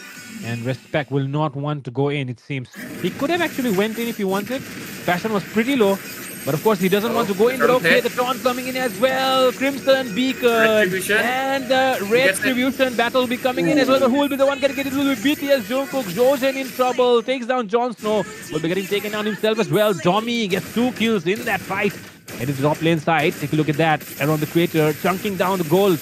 And with that, it comes in. Finally, the Zaman force is here. And obviously has the flicker. Around the creator, outmaneuvers Domi. And he will be able to outplay the 2v1 situation in the gold lane. Completely Crazy. dodging that. That's insane. Mhm. It's okay, it's okay. That's just insane. That was a 1 versus 2. He is not supposed to win that, but he won it. And yeah, that's I am the creator for you because, well, if it's no one else, it's him for sure. Oh, but looks like if we look at the current screen, we can instant replay, of course, showing us the turtle fight that we just had, the beautiful engage like on the bottom right screen. But for a second, I thought the Gacha was gonna go down on the present as well, and he does get taken down mid lane still. Yep, they're trying to push down tower first, but is their minion going to hold long enough? Seems like he'll be down before that happens. And BTS Jungkook, of course, aura farming right now. And Aaron the Creator as well, taking down towers. Right now, there's nothing left for Sky King. But try to survive, it seems, but no, it's not enough. Domi will get taken down here by Respect and Lapu Lapu coming in as well, which will get taken down. And here, Aizen trying to survive, uses the flicker as well. And can he survive this one? Seems like Jon Snow wants to go in. My goodness, aggressive curtain call coming in here from Passion as well. And they're trying to go for Jungkook. But okay, Jungkook arriving to the scene. Mirio the Creator is here as well. And with that, Jungkook takes down Aizen instead. Does he have enough though? Jon Snow will get taken down as well. Jon Snow and Passion could be in trouble here. Uh-oh, backup arriving. But not enough damage yet on Aegis and Shin. Jungkook does not really have too many mana. Oh, Zozen going in with the flicker wild card. Passion gets taken down. And that is 3-member falling just like that. IGN are looking very, very comfortable. Yeah, it was looking a little bit 50-50 for the first 3 minutes, but immediately the game has changed the pace. But Arad, you're alone this time around and you are not going to be able to outplay. And funny enough, he did have the flicker. Maybe he wants to save it. He's like, hey, I'm going to die anyways. Let's not waste it. Let's keep it for future fights. And I think that's a good investment, good decision to do it because a flicker has a massive cooldown and you don't want it gone. The turtle's up. Again, do they want to take it? Or do they want to... Okay, looks like they do want to take it. And they're going to go for it. And just wait out for the Lord on the 9th to 10th minute into the game. And with it, 11-6 score, around 6,000 goal lead into the favor of IGN right now. But look at the pressure, they're putting in the purple pet. They just want to force retreat maybe. AOG popped in. Yep, which gets targeted as well. And with that, Aizen comes in, Jungkook escapes. And it seems like Zoshan might be the only one in trouble. 5v1 happening. Zoshan able to get away. Mirio arriving to the scene. Does he have something in his mind right now? He probably does. He connects that well, but there is not enough follow-up into the backline. But can he still make something out of the pressure that is putting on Passion right now? Passion! Dawn coming in as well. Mirio the Creator might be the one going down first. And yes, it is Tommy who takes him down. And now they are getting chased down by the enemies. Jungkook here as well. And with that, Feather Day Strike comes in. Could be able to take down too many members. A lot of damage being done. Arrow the Creator arrives to the scene, takes one down. Might be able to take 2 here. Jon Snow is in trouble as well. And with that puncture, he will be able to escape here. But yeah, they're going in for this Harry Liner, who's the only member alive. And Jungkook is not anywhere nearby. So yeah, seems like Harry will be safe. And only the damage dealers will be alive. And that is a good fight here for IGN. Things are looking even better now. They are not comfortable. They are sailing. And there's nothing that Sky Kings can do about it. That engage was kind of like, for a second I thought after Arlott got taken down, maybe it's going to shift into the favor of the side of Sky Kings this time around, but no, IGN were able to make it into their favor back again. And the goal lead still remains 5,000 into their favor. 3 turrets down, all outer tiers. Oh no, that's actually 4 because the bottom lane is down. Okay, Crimson Beacon forced out. Just by Sojan's presence, it's one of the main reasons why you ban out Grog, guys. But what's happening on top? Aaron gets 1v2. It's basically not every day Sunday or something because he could not make it 1v2. But look at that. Yep. 1v2 happening. 1v2 happening. And then as Aizen will also not be able to outplay. But Grok here getting in trouble, I guess. But no, he's a Grok, so he won't be in trouble for too long. But yeah. Oh, nice knock-up coming in. But that's a miscommunication. And he will be getting punished once again. Josen with the engage. And AOG pops in, doesn't land onto anyone. Aaron, the Meteor, the creator this time, will be the one getting taken down. Jon Snow, actually Aizen is the one who takes him down. BTS Jungkook here just trying to take trades across the map, taking that blue buff, which he desperately needs because he's running out of mana. And with that, okay, here, Passion is in trouble. Aaron the creator is the one creating chances this time. And Aizen, okay, BTS Jungkook diving inside, and Aaron the creator takes him down with the Death Sonata. Might be able to get a triple here. Domi will get taken down as well. And that's just one more kill away from a Maniac, which could be coming in. And yes, it is not a Maniac. Instead, it's BTS Jungkook who takes him down. Maniac does not arrive. Unlucky Aaron here. But yeah, that is a wipeout for IGN. Full-on wipeout, 21-11 score, 10 more kills into their favor, and around 6,000 goal lead again and again. And they are just going to be having, oh, Lancelot very slow. Oh, you could have gotten executed there. So be safe out there, but with it, they're going to be getting the Lord because, of course, there's no competition that's going to be coming in. Side of Sky Kings do not have the tier 2 on the bot. Even the mid lane, it's looking very, it's going to go down any second. The top one also. So because of that, I think IGN is just going to be munching down these tier 2s as soon as possible. Since it's not 12 minutes yet, they thankfully do have the Holy Shields. So let's see how IGN can maneuver around that. Do they want to go with aggression? They do have Saujen and they can just push him in. So a flicker play. He does have flicker. Yep, he does have flicker soon. So they're going to be able to make that play. Okay, Meteor gets that breastplate. So with it, we're going to be looking forward to this possible engage coming in. Because, oh my god, look at Jungkook. Yep. Oh, that might be a fatal one there. Does not get punished enough for that. But yeah, that was... Oh my god, Rhapsody. He's definitely on a few stacks there. Because otherwise, that was not possible at all. He was pretty... right? But yeah, that is what Ranger can do. Good range, okay. Flicker baited out there from Aaron, but of course they don't care because Lord is marching in and all they want is that base. They want to lock it in right now. And okay, Jon Snow is taking a lot of hits. Rhapsody lands. And with that, look at that. Phantom Execution. Takes one more down. Double kill coming up for Aaron as well. Triple kill. Could this be a Maniac that he missed out last time? Passion, the only one standing. Will Passion deliver a Maniac? They want it. They want it. Yes. Could be a Maniac. Yeah, and yes, it is finally Aaron the creator with the Maniac that he missed out last time. And IGN end the first game with a 27-11 score. And it's ended in, just 12 minutes. Very fast game. And 12,000 goal lead as well at the end. Like, it first started off slow. It like slow burn romance, like it starts off very like those rom-com mangas and animes. It starts so slow and stuff like that. Basically, it went in so slow, like for the first 6 minutes, but then it became an incline for IGN and decline for the Sky Kings. They could not reach the skies that they aspired for tonight because IGN did not clip. Because at the end, they literally tore apart the wings that the Sky Kings wanted to fly with, because the domination in the end was insane. They went from 5,000 gold to 12,000 in just a mere minute. 7,000 gold lead in just a minute by absolutely shredding through the defenses, the turrets, and all the members. Like, they were just like pinballs in a bowling ball alley, right? Because what was that? Like, Aaron was just going absolutely insane at the end. Triple kills, and at the end he also get the Maniac that Jungkook stole from him.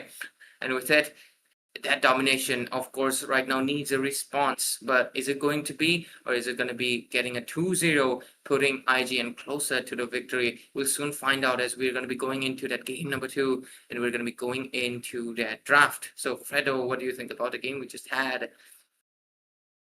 Well, I believe, Sky Kings were definitely lacking in a lot of departments.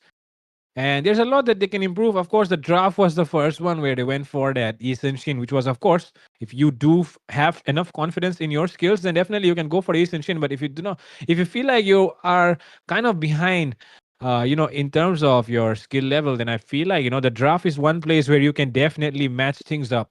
But with that Eastern Shin pick, they definitely kind of gambled with it, I guess. It was a 50-50 pick, which could have worked out if they played it well, and it could have backfired as well if things did not go their way in the early game. So, for that reason, I feel like Sky Kings can definitely work a little bit better on their draft by understanding themselves first. Because the thing is, I mean, of course, you do need to understand yourself first before your draft. You do need to understand which are Sun your Tzu. strengths and weaknesses. Yep, exactly. Tanzu, man. Know yourself better than your enemies, right? Because Yeah. in your, like, you don't really I mean, people think that we draft according to what the enemies are. Okay, that happens when you think you are in complete control of everything, right? But when you know that the enemies are definitely better than you, then you draft according to what you want to pick.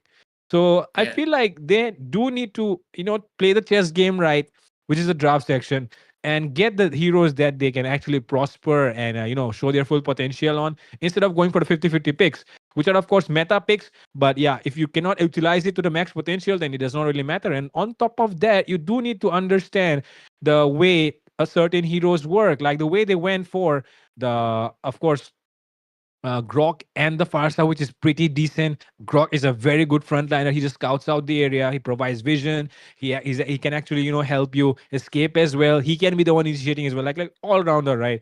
And you just back it up with a burst damage dealing mage, I would say, which has a lot of mobility as well, which is a Farsa. So I feel like you need to think about the synergy of the heroes as well, which you're picking. And yeah, that's all that I'll say, I guess. And talking Yeah. about the macros and micros, I think that comes later. The draft definitely comes first. So yeah, at least if Yeah. the draft was better, then I think the game could have went a little bit more towards the side of Sky Kings, and they could have had a better chance. But yeah, let's see if they make some changes into the second game, or are we going to see something similar happening? Because IGN have definitely, not been, they have just put their foot on the gas, and they're not, letting it go at all. They're not going to just back off because they are facing a team which they do not know or which they're not aware of, right?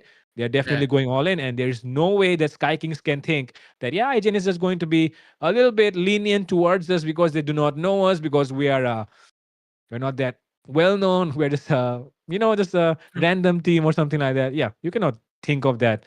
And with that, yeah, here we are. Here we are in the draft right now. Let's see how things go. Absolutely. And the winner of tonight, they will face Anarchy. So, well, well, if funny enough, if Sky Kings do defeat like this Tyrant, they will have to face another Titan. So their journey is not going to be an easy one, but we're wishing them the Ah, best, right? But IGN, of course, they won that match with Anarchy instead. So IGN is looking for that sweep already. They are in their mind 3-0. Let's see if they are going to be able to make it possible with Sky Kings this time around, getting their first pick. Can they change things a little bit better? We'll soon find out, just like Fredo has mentioned. And with it, of course, ladies and gentlemen, this is game number 2 of the best of 5 series, and we're going to be going between Sky Kings and IGN. And whoever wins tonight, they're going to be fighting with Anarchy for that, of course. That final Lancelot, is it? yep, Lancelot. yep. Could be anything that they could be fighting for. But the thing is, if you are a team playing Dawn of Unity, the last team that you would want to be is Sky Kings. Like, bro, we're facing IGN, we're facing Anarchy, and you expect us to win. Like, what have we done wrong, bro? What did we do to deserve this? Well, of Man, course, it's a matter of luck as well. Luck does play an important role. And right yep. now, Sky Kings are probably the unluckiest people out there playing this tournament, because they have been matched up with the two giants that nobody could have defeated in the entire tournament, and that is IGN and Anarchy.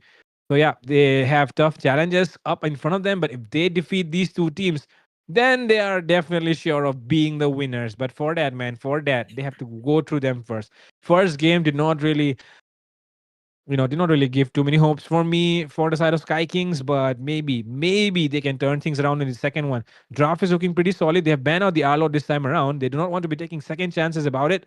Zushin getting banned, 1-1 getting banned as well. 1-1 is not something that I would prefer.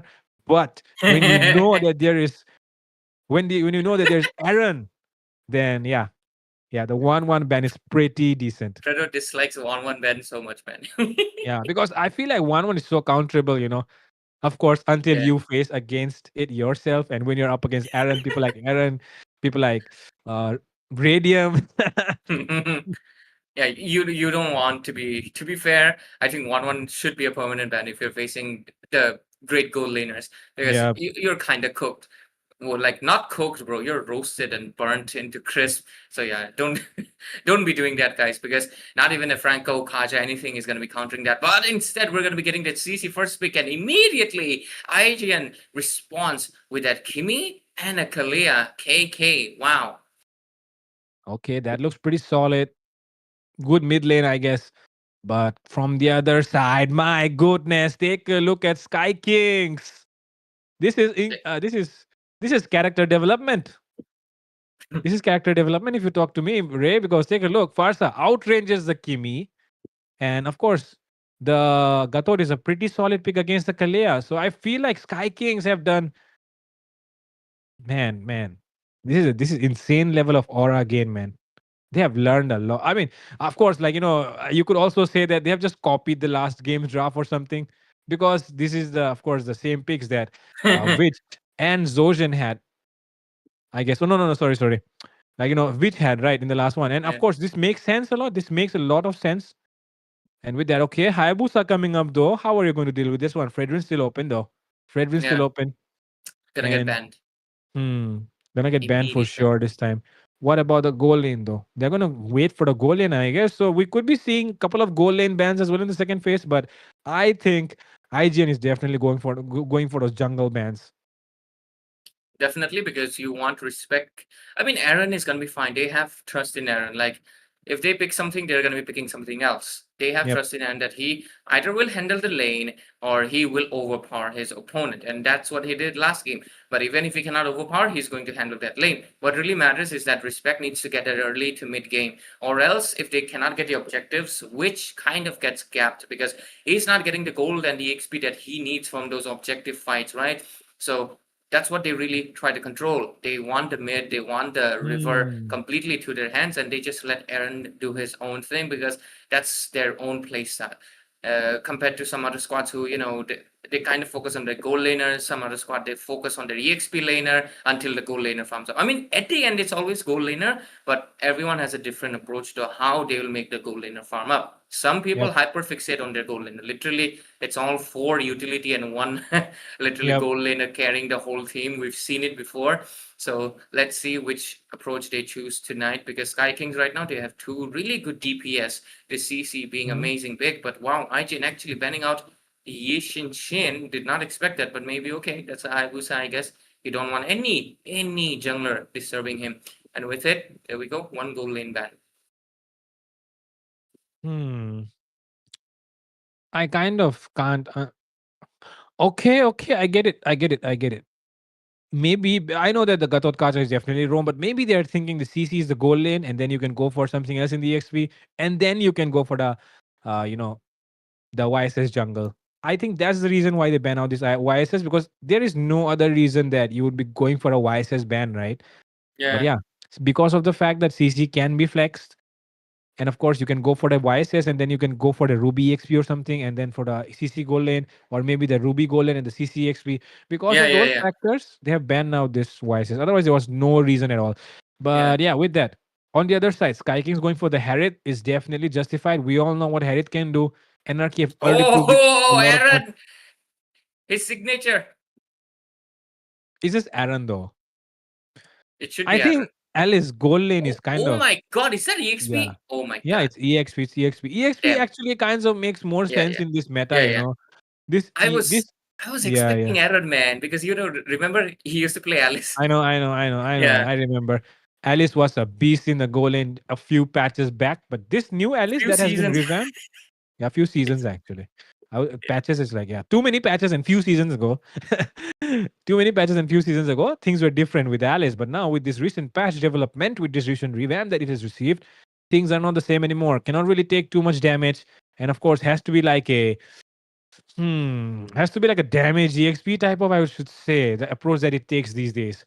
More like a Alice any is weird, man. I think she needs a little bit more adjustments. Right now, she's just yeah, like in wait the for the middle. late game, then she will take some damage. That's it. Yeah, she'll take some damage as well. Like it's not like you're gonna sustain like what, like Uranus and Esmeralda's type. Obvious, No, yeah. you're not gonna sustain going to sustain like that. Not like Phobius as well. You're going to sustain less than them, and you're not going to be dealing a decent amount of damage as well. So, what are we actually getting out of this, Alice? Like you said, very confusing as well. Hanging in Yeah. the middle, like, I don't know. But yeah, of course, for some reason, man, I want to see Bane, man. I want to see Bane in tournaments. Bane is just taking over the entire meta, Everyone's scared of Bane. It's either Yeah, banned bro. or picked in the ranked games. So I'm really interested to see as well if this Bane could come up in one of these games that we're going to be having tonight between Skies, Yeah. Kings, and IGN. But right now, already a lot of pressure being put into the XP lane because we all know if farm Alice. CC can of course deal a lot of damage. And of course, Alice. If Alice gets gap, there's nothing that you can do, even if you are Aaron the creator. Or Meteor the creator, yeah. Yeah. I mean, to be fair, this Alice is not hard to gap, man, because I don't know what is this Alice gonna do, because that's HP based damage dealer, CC, fighting against an HP based hero. So yeah, it's gonna be getting a little bit cooked, but Uh-oh. the mid lane, so much pressure. First blood, which, but no, side switch. Oh, could be. Jon Snow could be the one in trouble this time. The rotation from Beatrix will help them get a kill. And with that, Hey, look at yo. Mirio, the creator, will get taken now. Like you said, HP-based damage versus HP-based damage. But of course, true damage comes in really handy.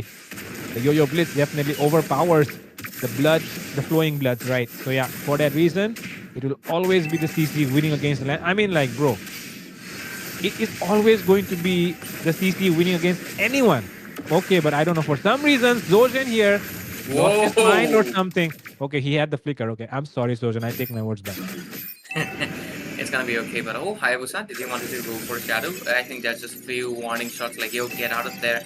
But yeah, Mirio's gonna be taking some time, but one thing is for sure though, once it boils down to the late game, Mirio's gonna be kind of unkillable, because they don't exactly have the most, like, shred damage. Yes, CC will still deal damage, but see, you're not gonna be relying on CC for late game damage, are you? You're gonna be relying on the Granger, who, funny enough, is actually not on the Flicker, he's on the Purify, so Alice will actually reach him easily. Yes, he will Purify out of the stun, but Alice can still teleport, because for early game, Alice's cooldown is horrendous. It's like 12, it was 18, they made it 12, finally realizing it's absolutely horrible decision to make it 18, but still 12 is high. But in the late game, it's like 5 seconds, so the late game Alice is kind of a threat to be dealt with. So with it, we're going to be witnessing that happening on the map. And with it, let us see, Saujen not level 4 yet. They're trying to get the resources with it.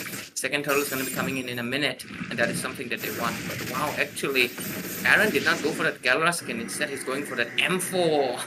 And he's getting pressured right now. Definitely. Teams He's getting arriving. pressured because we all know. Okay, good angle here on. Hayabusa misses out the shadow. That was a very open angle, right? He could have went for that shadow on the far side, but yeah, maybe just not his day yet. Of course, things will turn around here for Mirio in the late game, but for that, he has to stay alive and keep farming up. Before that, though, Aaron the creator as well, already creating pressure here. Nenes Aizen is not really comfortable laning against Aaron right now. He's actually playing with the sniper and actually able to deal a decent amount of damage. And for some reason, Mirio here is actually putting some pressure onto Aizen as well. Laning here is definitely looking favorable for the side of IGN. Meanwhile, on the other side, the mid lane trio matchup is favoring the side of Sky Kings. Yeah, so far Sky Kings has been like gaining their upper hand so far. Not to mention this Akai is just basically kind of free objective steal, because with the heavy spin retribution combo you just push everyone away. Yep. Because of that, I think BTS Jungkook has not been able to find the angle that he really wants to get to. And the creator on that rocket blasters, let's see what they can do in this turtle fight. IGN does want to contest it. Look at that, team fight's already started. There we go, Alice with the initiation. Oh, Whoa, Aaron Aaron! the creator is the one that takes it away, but look at that stun coming in from Demi, and that will be able to diminish Zoshen off the map. But yeah, there's just one member down for the turtle here. And seems like the goal lead is going in favor of IGN because of that fight. And take a look at that. Nenes Aizen is probably in trouble. Yes, he does spot it out. But okay, Shadow connected. Shadow immune. Thanks for that Purify there. But yeah, with that, Aaron the creator does know there is no Purify. Hey. Nenes Aizen is arriving. He wants to take that one minion. But of course, before that, entire goal lane. I should say the shield is already okay. It could be initiation coming in. Tsunami slam.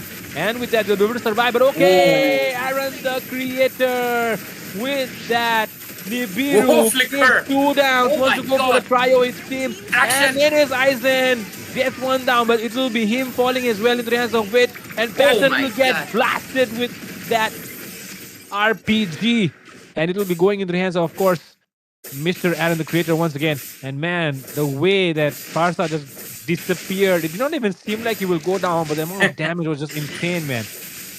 Let's take a look at the farm. NEXUS rocket, I think, is one of the strongest thing in the game. That's why you have to aim it. Imagine Yep. if it was auto lock. That would be like most broken thing in the game. No wonder they make it target. You know, you have to target it. But why is Obsidian's ultimate like freaking target? Why? Like that skill is so useless. Yep. Won't lie I hope about they make that, it man. target lock. Oh, Zojin gets oh my god, that's a good ultimate from Witch. But okay, now Domi, and with that Yoji landing in as well, just one member connecting. Not good here. But can they take down this one member? Yes, it is. Seems like, yep, Mirio will fall, but so will Passion. BTS Jungkook finding the angle in that fight. And yeah, with that, Aaron the Creator still waiting, which as well, they have a double marksman lineup. So it's not going to be easy here in the late game. Sky Kings, if they want to do something, they have to do it fast in the mid lane. Something happening there, which is forced to use the flicker. And with that, they're trying to defend this mid lane. A lot of damage taken. Finally, though, okay, Tsunami Slam could be coming here. Zoshen could be getting caught instead, but okay, he uses a Tsunami Slam, but Aizen will still take him down. No escape here. But yeah, BTS Jungkook trying to use the shadow to find Jon Snow, but he won't be able to do so. And with that, 4 members arriving. This is the last turtle. Things can turn around here.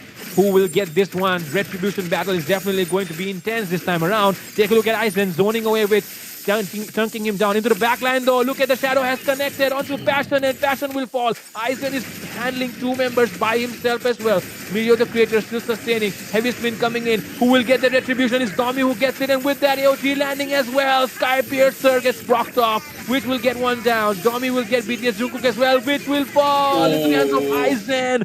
And that is Sky Kings making a statement right there with that fight that they took, that they are not going down without a fight. Really beautiful engage that just came in from the side of Sky Kings, and they were finally able to gain a little bit of advantage that they so desperately needed. But still, I think IGN is still so ahead, because look at the map, they already have the mid lane down, but at least they're trying to recuperate by getting that bottom lane tier 1. Hopefully, maybe they can get a tier 1 on the mid lane as well. But look at Aaron the Creator with Nibiru's Passion, just so much damage. And you know, the rocket, I know how to remember its name, but I always just like to call it RPG. I just rocket being called as Rocket Man, even if it has a name. Yeah. Anyways, with it, the score is 9-8. Goal lead still into the favor of IGN just by slightly. But yeah, IGN this time around, not the most aggressive that they want to, but hey, last game we just saw at the last moment, it felt like IGN was dominating the whole game from the minute 1 with how much they dominated, so they still have a good chance. But Witch only on 2 kills, he does need a little bit more Sky Piercer stacks. But let's see, Lord popping in a minute, and let's see if the side of Sky Kings are prepared to go for an engage. They do have the Akai, they got all the spells ready, Revitalize and 3 Purifies, just to make sure Shout and does not get the engage that they so desperately need right now. But Aaron's pretty farmed up. It's 3-0-2. Let's see. Oh, Jungkook though. My goodness. Thanks to that shadow, he escaped there. But take a look at Aaron. He's actually chunking down towers. And my goodness, the amount of damage done there on Passion. And Wit gets that kill. And with that, now Jon Snow could be in trouble here. He already procced off that AOG, and that's why he'll be going down. Double kill comes up for Witch. And now they are forced to go back because the damage from these 2 marksmen that they have picked up here, the side of IGN, is too much for Sky Kings to handle. And this should be an easy lord here if they do not make any mistakes. And yep, they could be getting the tier 2s down as well. Take a look at that. CC's trying to defend. And with that, Oogie shadow kill. Jungkook takes down Nene's Aizen. Mid lane, they're trying to defend this one. But okay, heavy spin coming up as well, just to take the blue buff it seems. But that will also not be the case. Witch will be the one taking it away. And Domi is in trouble. Witch could be in trouble as well. Very, very risky move here from Witch. And he's able to escape that. I don't know how, but okay. Aaron the Creator forced out the flicker as well. And with that, Purify coming up from Aizen will be able to save him. But Aaron the Creator, look at the amount of damage that he's doing right now. Aizen, oh! That snipe just misses out. Renner's apathy. But okay, now IGN working on the Lord. Are Sky Kings going to try and sneak in and take that one down? Okay, do they want to give this away for free or do they want to fight? Jakub still going for the Lord right there, but I think it's gonna be AOG almost actually. That was such a perfect angle, but they are not gonna be able to get it. Instead, Domi gets taken down. And with that, the engage still going on, Fredo. Tsunami Slam does not have that Purify, will get taken down here. Kingsley comes up. And okay, Mirio going in aggressively with the blood flow. Jon Snow could be taken down as well. Lot of damage being done. Look at the shadow placement of BTS Jungkook. Oh my god. Chris will be the one getting that kill, and it's almost 1 HP. But oh my god, the Sky Piercer stack does not proc off, which will be really upset about it. But yeah, that is a lifeline here for Sky Kings. Let's just see what happens, man. Because right now the pressure is gonna be on them. The bottom lane does not have the shield that they so desperately. Oh, look at the damage. Oh, Aaron. Oh my god. Oh, Mirio. they just disappeared. And Aizen, being a CC, you cannot really take too much damage. Passion coming in with 1 kill. But is that enough? You cannot really do too much when a Lord is so healthy. And that's the reason why IGN is known to be on one of the top teams of India. And of course, they are just showing their levels right now. Absolutely. And with it, wow, Fredo No Glasses cameo. But yeah, jokes aside, great game that came in from IGN, and it feels like a deja vu of the previous events of the first game, because for the first few minutes, it looks like it's kind of equal. This game around, actually, Sky Kings had a little bit more into their favor, I would say. They were kind of clapping back in the moments that it was necessary, but wow, at the end, when it was needed, Aaron just steps up, and despite the fact that he still only has 1 kills, because which with the Sky Piercer was taking everything away, his damage is, of course, not something you can neglect, and other than that, I think Jungkook, I know his KD is also kind of good, but I do think Hayabusa did not have the most comfortable time this time around. It was mostly Mirio, Witch, and Saujen creating the windows, and the side of Aaron, of course, dishing out the most amount of damage that the team required. And of course, the Sky Piercer was used to just secure the kills. This time around, the draft was better, but yeah, Farsa, I think, needs a little bit more refining. The pick was nice, but I think the execution was a little bit lackluster. So Sky Kings will have to work on a little bit of refinement. This is one of the main things why some people say, like, why is it so, like, hey, you can play Farsa, you can play, like, some people say, I can play every hero. I can play every freaking hero, but does that mean I master it? There's a difference in knowing it and doing it and mastering it. Those 3 tiers are completely different. Like, those clickbait YouTube videos, noob, pro, professional, hacker. Yeah, that kind of stuff. You got to be on that hacker level. You have to get accused as a hacker. That's how good you want to be. And that is, of course, the moral of the story that we have seen so far in the last 2 games, where, of course, the side of Sky King seem to be at the pro level, but IGN are hackers right now, and that's why they are just that good. And of course, the 3rd game will, reveal more stuff. Yeah, absolutely. But before we go into that, I think Sky Kings, man, they just have to take a deep breath and think about, man, we're in Dawn of Unity. And we are in the bracket where we're going to face up against Anarchy and IGN, man. What have we done? What did we do wrong to deserve this? The rest of the teams, though, probably overjoyed with the fact that they have not been matched up with either of these teams, right? IGN and Anarchy being the only 2, I should say, strongest teams which are still staying in this tournament. I don't know how the rest of the members, I don't know how rest of the Mythic leaderboard teams did not make it here. Armageddon should have probably made it. Maybe even Yama Esports should have made it as well. Yama is still in competition, yeah. Oh, Yama's is on the still other bracket. We have Pool A, Pool B. Pool A, we have right now these teams, Sky Kings, IGN, Anarchy, and I think one more team. Was it? 1 second. Let me just quickly check with what is the team that Anarchy is going to be facing. It's going to be Skyjess, is it? Yes, or T3. I forgot. I think it was T3 who won it, right? Yeah.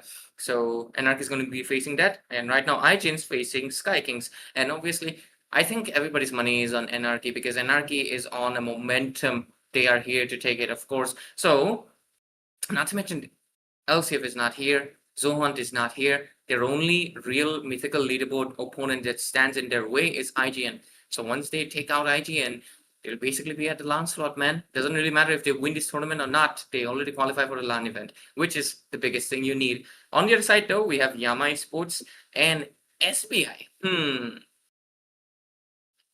Looking forward to SBI. SBI.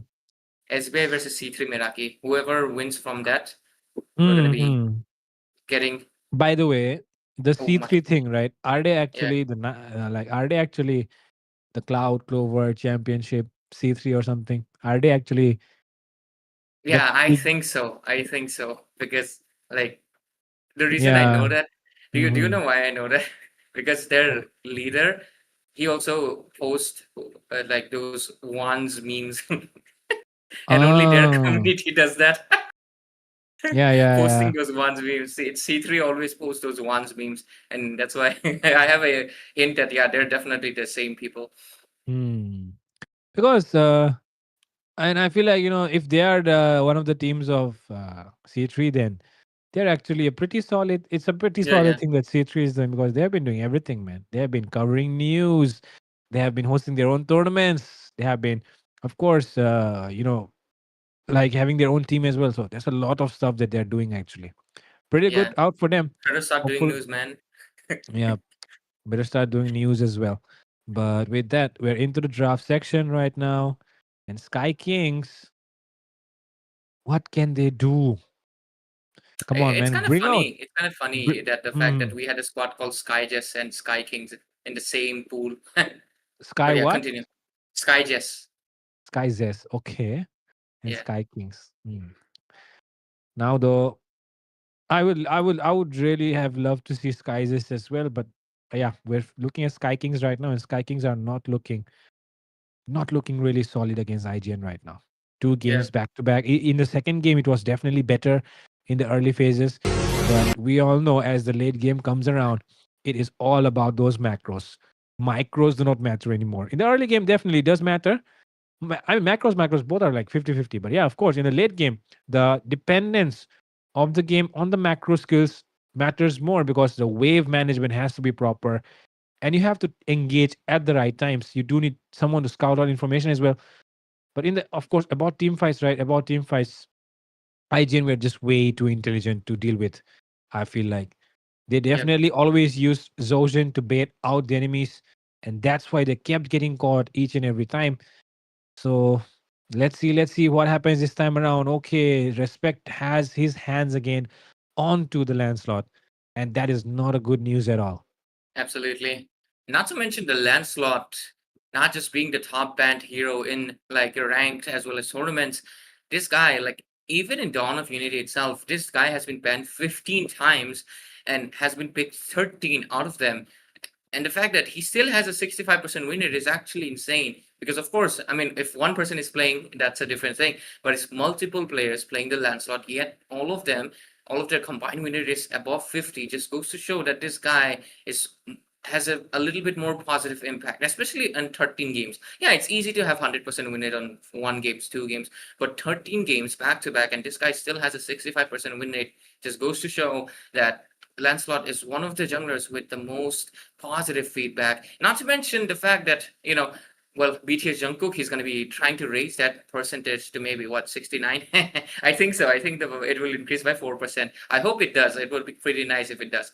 But yeah, with it, the other side, immediately this time around, the side of Sky Kings, they are like, you know what, frick it. We are not going to prioritize anything else. They've been banning the Esmeralda and Fredrin for 2 games. We don't want that anymore. We're going to be getting that. We're going to be trying to gap BTS Jungkook. But the other side immediately respond with Mirios Phobius. And of course, again, we're going to be getting Xiaozhen's Grok. I'm at a loss for words right now. I don't know what to say, man. The draft is looking too tanky on both sides.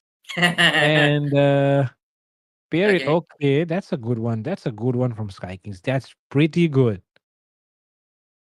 I won't be surprised though if the enemy decides to go for a Grok. I mean, sorry, Gord here. Gord. Gord could work pretty well as well. Yeah. This is a pretty good. I don't know why. Is this a thing for like? Is it because we're casters? I don't know why we keep trying to make God work, man.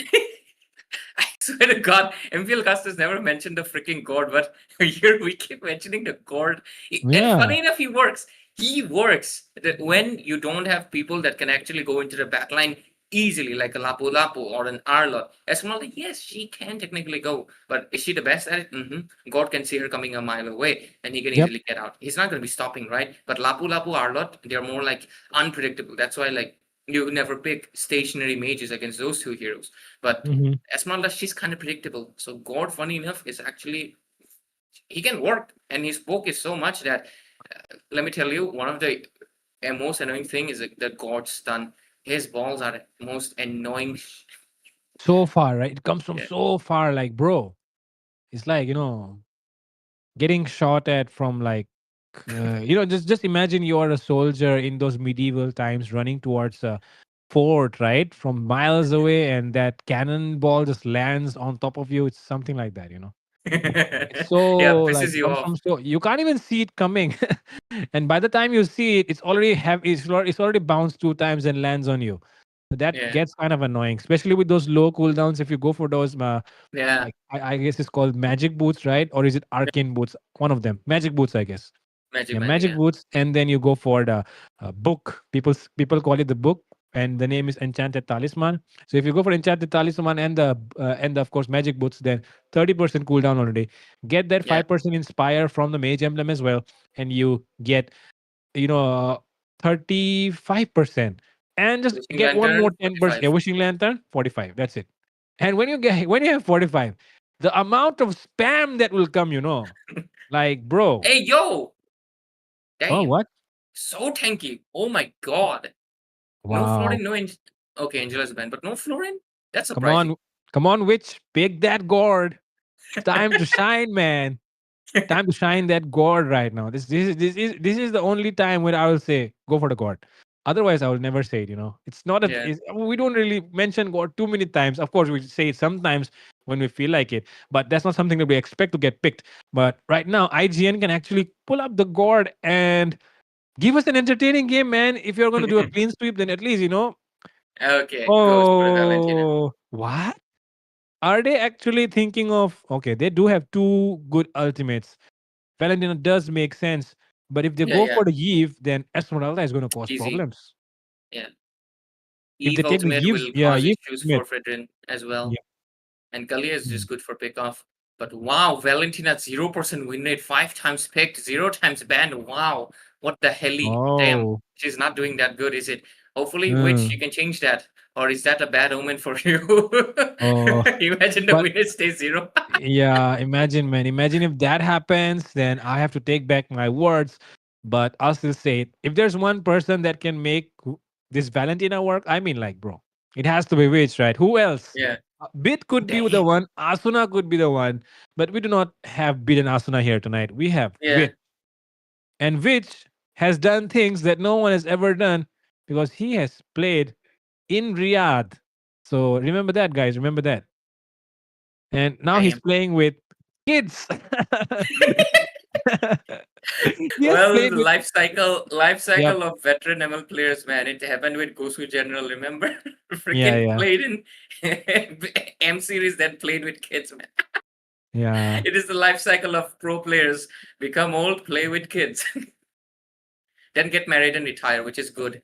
Getting married and retire sounds nice. But unfortunately, I don't know if it's going to be possible for marriage here. Just kidding, man. Just kidding. But the fact that I just noticed that Bruno has 100% win rate. Wow, the odds Oh. are against IGN. Bruno Mm. has been picked like 3 to 4 times and he has 100% win rate. Valentina has been picked 5 times and has 0% win rate. That is like, basically saying Bruno should be winning against the side of Valentina. But let's see, as ladies and gentlemen, we're going to be going into the land of Dawn for Dawn of Unity, brought to you by God of That, because we're obviously hosting the giveaway as well. So make sure you subscribe. And with it, this could be the possible last game, as this might be a clean sweep for the side of IG. And of course, your casters, as you can see on the bottom left of your screen, it's myself, Ray, and I'm joined by Fredo. And we can let's see if this game will be a change of pace or IGN just gets it right in the bag. Yep, definitely something to look out for here is with this draft. Can Sky Kings make something happen? Of course, Harith is there in the hands of Aaron, which is going to be a big menace here, but they also have the Kalia, right? So Yeah. bait out that Purify and you are good to go. And the fact that they have so many stuns as well, take a look at that. They have a Fredrin, they have a Kalia. It should not be a tough job to just bait out that Purify as well. So I feel like it's definitely possible. And the thing is, even this Esmeralda could bait out that Purify as well, because if you think about it, then Esmeralda just getting close is going to be enough to just try and get away as soon as you can, right? Okay, that is good backup there. Because Nenes Eisen will not, miss out on that minion thanks to the Eve, right? That is good synergy which is coming up right here. Good communication, I should say. Sky Kings are definitely showing a lot of progress over the 3 games that they have played so far. Because if you remember, Ray, the second game was also pretty good, right? The draft definitely improved. The gameplay was good in the early game. And right now, if they can just fix that late game, I mean, I should say just the mid game, I feel like, they can definitely win this game. Absolutely. And I was literally mentioning it in the game number 2, right? The fact that some teams like to hyper fixate on the marksman, and this is definitely a composition that the side of Sky Kings is screaming. But immediately two RWM in the mid lane. Oh my god. Yes, but guess who wins out? The original one does, and that's why Wit is forced to back off. Jon Snow could be in trouble here. Phobia's coming in with the dang. Oh, but look at that. Jon Snow will be able to dash away. Flicker forced out though, but of course it will be coming back because he'll be recalling. And he'll be back for the turtle fight. But whoa, look at Mirio, man. Mirio is just being a menace because, early game, Phobias definitely wins out against the Esmeralda. Absolutely. I mean, to be fair, I don't think he ever loses to Esmeralda. The thing is, his impact on the team fight kind of gets reduced as the Esmeralda scales up. But right now, let's see, he's already pumping fist and head, everything, still fighting on. Let's see if the Grok can provide. Oh, here comes the tectonic charge. And that is where things will change. Because, of course, the Grok is a menace and you do not want to be dealing with it. Passion here is trying to do something. But oh my god, in the goal lane as well. Take a look at Nene. No mana, man. no mana. Yeah, no mana. You could go in here, Nene. He does have the flicker as well, but okay, Passion is forced to use out the flicker instead. Oh, that's a nice RWM. 1 HP. Jon Snow is level 3 though. That is bad news here. Jon Snow is level 3. Meanwhile, look at Zoshin, man. He's level 5 already. Which is level freaking 6. Wow. God damn. Like, that's a mid laner. Not an XP laner, guys. That's a mid laner being level 6. That is just insane amount of river control that Witch has in his hands.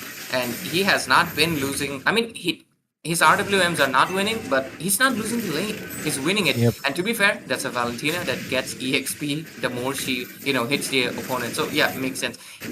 Using the Valentina to the maximum potential right here. Great job from, of course, none other than Witch. And with a 3-1 score right now, around 3,000 gold lead already secured under 4 minutes. So far, Saujan has been taken down none times, which is impressive because he was close to death twice and he escaped it each time around. Let's see. Oh my god, Mirio's on the bottom lane. Do they want to go win? Because why is it, if your XP's in the bottom, yeah, it's team fight time. Let's see. Yep. But the Sky Kings, they know this is not the time they need to fight. This is the time they kind of need to stop. But oh, look at that. Fredrin. Something could be happening here. Oh my god. Take a look at that initiation. And things turn around here. Double kill comes up. Could be going for a triple. Passion survives. Barely, man. Barely. Eisen will fall as well, which will be the one taking him down. Good team fight coming up. Take a look at the goal lead as well. Passion. Jungkook immunes that last turret hit. And yeah, they're able to get this mid lane for free. My goodness, things are looking really, really bad here. 4K goal lead in 5 minutes. And think about the number of kills as well. It has not been a bloodshed game, right? It has not been a bloodshed game at all. But it has looked really, really fine from the side of IGN. Double dash was required because the wall placement was just too good. The fact that, I saw the respect, right, Jungkook, his ultimate come up 1 second after, he dashed in. Oh my god. That is so relatable. It happens with, like, you're always 1 second away from that kill, 1 second away from that savage. It always happens to you, man. That 1 second in this game is just massive, right? But with it anyways, 5,000 goal lead under 6 minutes. The side of IGN showing up their dominance again and again, and they're already pressuring the purple buff so severely. And I'm not sure. Nenes Aizen, is he? No, he's back. I think he was trying to take a breather and waiting it out, but engage popping in the mid lane, but RWM coming in as well. Dozen. 1 HP. Really close to death, but he will still survive. And look at Tommy as well. Tommy probably facing some problems or something. I don't know, but okay, look at BTS Jungkook. He might be getting taken down here. Nenes Aizen. Oh my god, Nenes Aizen. He provides him with the dash, but okay, finally gets taken down. Thanks to the Esmeralda coming in for the cover. And with that, Phobius arrives to the series as well, taking a lot of it. And he's still going in. Look at Mirio. Takes down Nenes Aizen as well. That is bad news here because the main guy has fallen. The goal laner has fallen 1-1-0. That's not a good thing. And look at Aaron as well. Aaron has been farming up a lot right now. And Tsunami Slam coming in, wrong target getting picked up. But they might be able to get a kill. But Aaron the creator will not let that happen because he will take down the tower before that. And with that, match boss comes in. No surprises there. Fredrin's kind of facing issues. He's like just stationary there. Feels like he's contemplating life. You know, just like you mentioned, thinking, why are we in the same brackets as freaking NRK and IGN, bro? Why did our top dog teams, leave us? But yeah. Yep, let's see what the issue is. We'll be getting informed in some time as to what actually happened. Who is the one facing the problems? Of course, it seems like it's Fredrin, but yeah. It could be anyone else as well. But yeah, if you are facing problems, then definitely, man, you deserve a pause for some time. But of course, if the network is not favoring you, man, then I guess time to switch your network. Don't choose Geo, choose Airtel. Or maybe if you're choosing Airtel, then don't choose Airtel, choose Geo. And if you're not choosing either of those, go for BSNL, man, the OG. BSNL.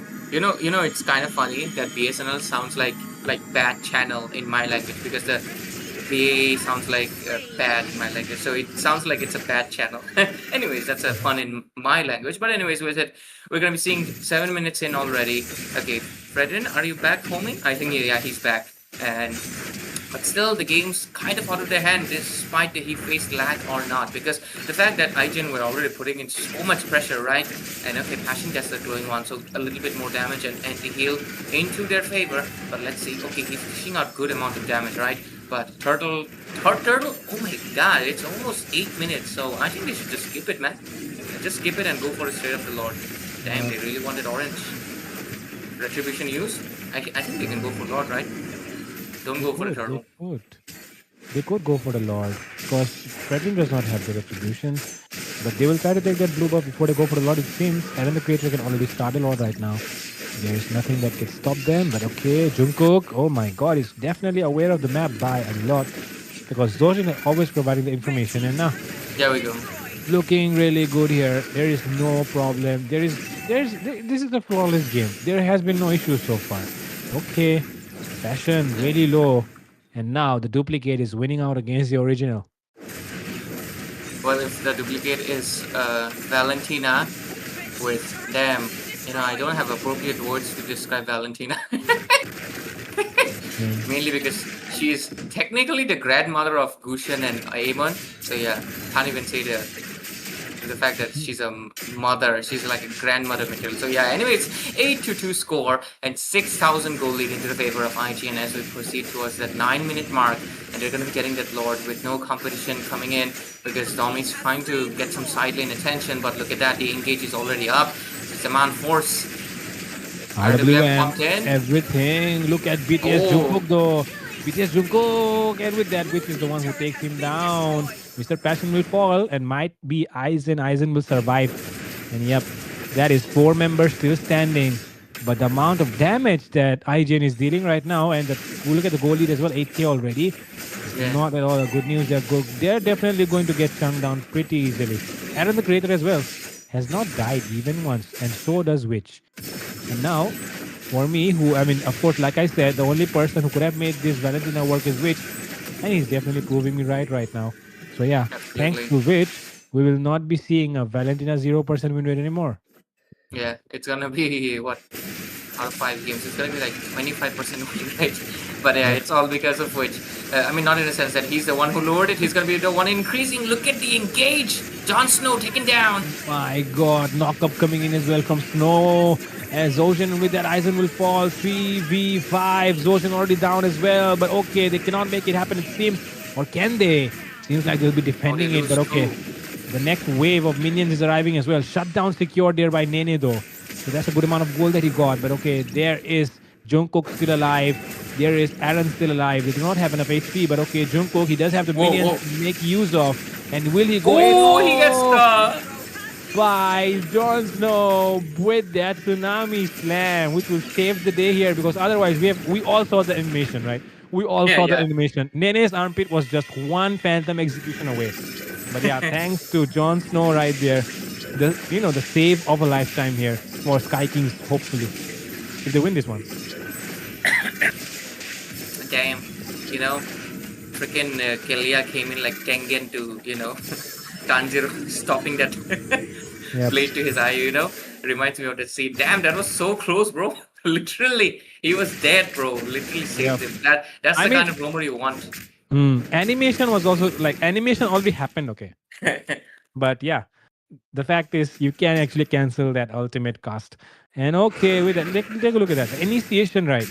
They went all in for that Esmeralda. Meanwhile, Zorjan just zoned every single one of them away with that wild charge. And after that, of course, because they get zoned away, because all the spells were baited, they all go in, they take all down. But of course, thanks to the good positioning of the backliners, they did not fall and they were able to defend this second wave which was coming in. And yep, that is how things have went very smooth, I should say. But yeah, now though, they have to defend the next Lord as well. Okay. Yep. Replay still going in, and yeah. Okay, we all saw that, but now the next wave of minions are coming and they, oh my God. They faced, what is happening here? Jon Snow will get taken down. RWM inside the tower, they're fighting and they're taking down members. BTS Jungkook could be in trouble here. Just one more hit is all it takes to take this guy down. But take a look at Zoja. Oh my God, Kylie movement. Yep, dash is away for sure. And with that, the wall coming up as well. 2v1, I don't think it's defendable. The void blast damage, that is what you underestimate. We all know. Okay, Aaron the Creator going in, going all in. Aaron, oh my God, he will take it down as well. But okay, they take that Esmeralda down. But now it's late. It's too late. It's too late right now. They have taken down one member, but they lost 3 in the process. And now things could definitely turn around for Sky Kings as they can go for this Lord right away. Aaron got too greedy right there. I mean, to be fair, so did Mirio, so did Lancelot, right? All of them kind of got too greedy just for the Eve, and they all just died from the turret damage, and of course the damage coming in from Void Blast as well. And right now, this Lord is looking a little bit in favor, but let's see. I think the dashes are going to be coming in pretty soon because Kalia's down. Oh my God. Lord. Oh my God. Tommy, he dies, but he takes down the Lord. That should be a lifeline right there. And with that, BTS Jungkook trying to make something happen, just taking the blue off, it seems. And that will be all. Yep, they can definitely push the lane because they have the super minions and they have a lot of towers. So it's not going to be an easy, end here as well. Instead, it could be some things turning around here. Okay, which picks up that RWM. And now they will be the ones pushing instead. They take down the Lord very, very quickly. And now got one minion. 4v1, 4v4. But yeah, they have the super minions, so it's kind of an advantageous position that they are in right now. Okay. Oh damn! He's just styling. Jungkook's just styling completely, but they'll have to retreat. Kind of without the Grok, it's kind of hard. But looks like Aaron had different plans. And with that, they're going all in right now. But okay, look at Mirio. You'll be getting taken down there. That was, of course, an extended engage. And man, he got taunted. He got taunted by that Fredrin. He had no choice there except dying. And in the late game, man, Bruno hits really hard. And of course, we are seeing 2 heroes right now. One on 100 win rate, one on 0 win rate. Things could change with this game. Bruno on 100. And we have the Valentina on 0. So, yep. If IGN wins, things turn around. If it doesn't, of course, it's going to stay the same. That is the Valentina on 0 and the Bruno on 100. And yeah, of course, man, Nene's armpit up. Okay, I mean, he has been doing a good job so far, I guess. this game we cannot really blame him. But of course, I mean, I should say we can blame the net this game actually because it was going pretty good. But of course, Fredrin, man, feeling bad for him. But yeah, things can definitely turn around here. Okay, Engage Hey, coming in hey, as well. hey! Oh my God! PTS Oh, Junko. Grok, Oh, Grok! backline flank coming in. Throws it. Oh! Two members and everything has broken down. Jon Snow is forced to flicker. Look at Aaron the Creator with the Zaman Force knockup coming in as well. They're not trying to let them escape. Aizen, can you survive through everything? No, he can't because his late game Harriet. Minions dashing through. Jungkook 1 HP. Might get taken down, still survives. And look at Nene's Aizen trying to melt all those minions down as soon as he can. Domi is taking a lot of hits as well. One more minion wave coming in from the bottom side. Can they defend this one as well? Passion will get targeted first, it seems, but flickers out to safety. And somehow they're able to manage to defend this. But oh my god, look at the minion waves. They do not stop at all. They keep arriving. And they have to deal with two waves this time. That should be easy, of course, because the enemy is pretty low and they're forced to back off. Well, one the good thing so far, they have really amazing wave clear in the form of Eve, and right now Bruno is all farmed up as well. So because of that, so far, despite the fact that IGN has way better wave management, because we just saw, right, two waves came in to their base. Like, usually it would have been a death if they did not have, but oh, look at the engage popped in, RWM versus RWM. And with that, the real one wins out this time. But look at BTS Jungkook, who could be in Oh, trouble as no! well. Lone wins With it. down the original RWM owner. Passion will be the one getting taken down. Jungkook arrives to the scene as well. The Lord is up and they do not have minions. Better to go for the Lord. Yeah. But of course, right now, the way things stand, seems like it's a 50-50 game because they can actually turn things around if they play it right. You know, Sky Kings are not really out of this game. The farm difference is definitely getting reduced. The only pressure that they have right now is these super minions. But yep, one mistake from IGN and things could definitely go in their favor. But I do not think IGN are stupid enough to make that mistake, you know. Yeah, I do hope so, but they did kind of last time, right? I mean, they did not get wiped out, but they did lose Mirio and Aaron to the base. Like, literally, they took so much threat damage trying to go so aggressive when they shouldn't have done that. They should have retreated when the waves were dying off. Yep. So with it, the minion waves are here. And I think, yeah, we see the reason why there are multiple waves. Grok's wall, man. But with it, lane sync is going to be there as the Lord's going to be marking. And right now, yep, their little mid lane's going to be marching in. All the waves are going to be coming at the same time because, well, there's no inhibitors. But oh, what's happening on the bottom lane? Purify gets used. Grok. And okay, look at that. Aggressive engage coming in from Miro. They're going to break down Passion first, it seems. And Oh yes, my with that God. random execution, Passion gets taken down. Heaven has lost break. I don't know how to say that, man. But yeah, right now, Lord marching down the mid side. They can go all in for the base, but instead they are going for the kills first because the enemy is really, really low. Nene is left all alone and he cannot do anything. Oh my Double kill God. comes up for Aaron. They lock down the base and it's a clean sweep for ITM.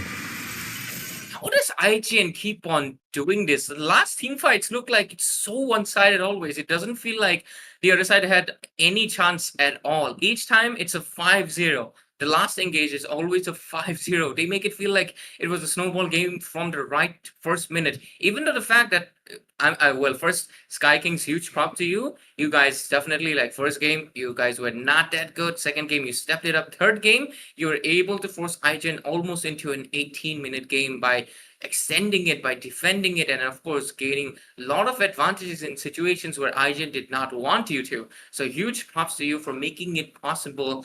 But of course, the win will go to the side of IGN. You guys definitely did the best so far in this series, but your best wouldn't be enough because you're meeting the best of the best, of course, which with 9-0-13 MVP, even if he's a clone of that Eve, he still wins it out against the original. And IGN each time around repeats the same scenario, making the last engage look like it was just a piece of cake. And with it, the side of IGN is going to be getting a clean sweep and going into that top 4 position, just one step away from that LAN event. Of course, so Fredo, how are we feeling tonight? IGN is basically a top 4 right now. And I think they're just waiting for Anarchy to catch up. But Anarchy, they have a match tomorrow, of course. Yep, definitely. We have of course seen what happened. It was expected since the beginning. One good thing that came out of tonight's match, though, is that Sky Kings have definitely shown a lot of progress over just 3 games. Right, first game did not really look really strong in terms of draft, in terms of gameplay as well. Second game they improved the early game. Third game they forced IGN to go for the longer game, 18 minutes mark, and of course they did of course, force out a lot of things of IGN. And with that, I mean, you do not really see such improvement rapidly in just a matter of 3 games. But Sky Kings have definitely shown that they can learn pretty fast. They can adapt very fast, and they can, of course, compete with the highest, with the best teams. So I feel like that's a takeaway from tonight's match. And Yeah. that's all I guess that we can say about tonight's match. But yeah, that's congratulations to IGN for winning out and making it to the top 4, right? And of course, Sky Absolutely. Kings. There's nothing to get disheartened because they have done a pretty good job over the 3 games. Because we were not even expecting them to win, but in the end, they showed that they are also capable of doing something, right? Absolutely. And with it, ladies and gentlemen, today's stream, of course, comes to a conclusion as this was the second best of 5 series of tonight, and IGN goes to the top 4 position. Sky King, if you're listening, of course, do feel motivated, not disheartened, and keep on going forward into the future. And we're going to be looking out for your team in other tournaments as well. And with it, of course, ladies and gentlemen, we're going to be taking a farewell tonight, but of course, tune in tomorrow because the 2 more teams have to go for the top 2 position. Of course, it's still Yama still there. I think Anarchy is still there. So yeah, the matches are still going to be happening tomorrow. So make sure you tune in on God of that, and of course subscribe because we will have 1,000 diamond giveaway on 1,200 subscribers. And with it, of course, we will bid farewell for tonight. Good night, ladies and gentlemen. We'll see you tomorrow at the same time around. So good night. No, it's a disengage coming out from the side of Yama Celestia. In the meantime, a little bit of zone onto the CC, but CC, he might be trapped down. Yeah. And we've got an engage, but the Petrify is not there, so I think Sayumi is going to be okay. A-okay, but in the bot lane, we're looking at another engage, possibly. 3 people, 4 people. I think 2 are going to jump on Lancelot or Zushin. We've got an engage, spatial migration, and a ton of CC onto the Zushin. The Greenie, it's onto the Siren Illicit there. That's a good Oh, puncture. Special migration, this time connected so purely onto the Neon Gamer.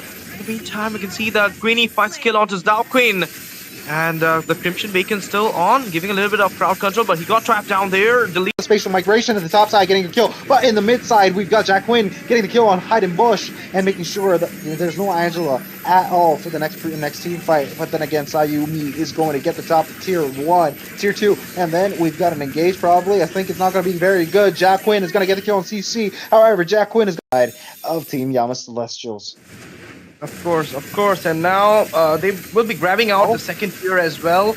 Oh, before that, the zone coming in, he goes in, Tsunami Slam popped up, Remy right now getting cornered down there, Hot Gut popping up as well, Glorious Spotter slowing down the Kalea. In the meantime, Neon Gamer falls down in the hand of the Green. Go lead into their hand, the damage is on to their hand as well. The Irithel is full of damage at this point, and the level gap is surely being sown here. Yuzong with the engage going in. The skirm is happening as well. Glorious Pathway popped up. They're going in, chunking down the Neon Gamer in the hand of the CC. In the meantime, the A little overextension.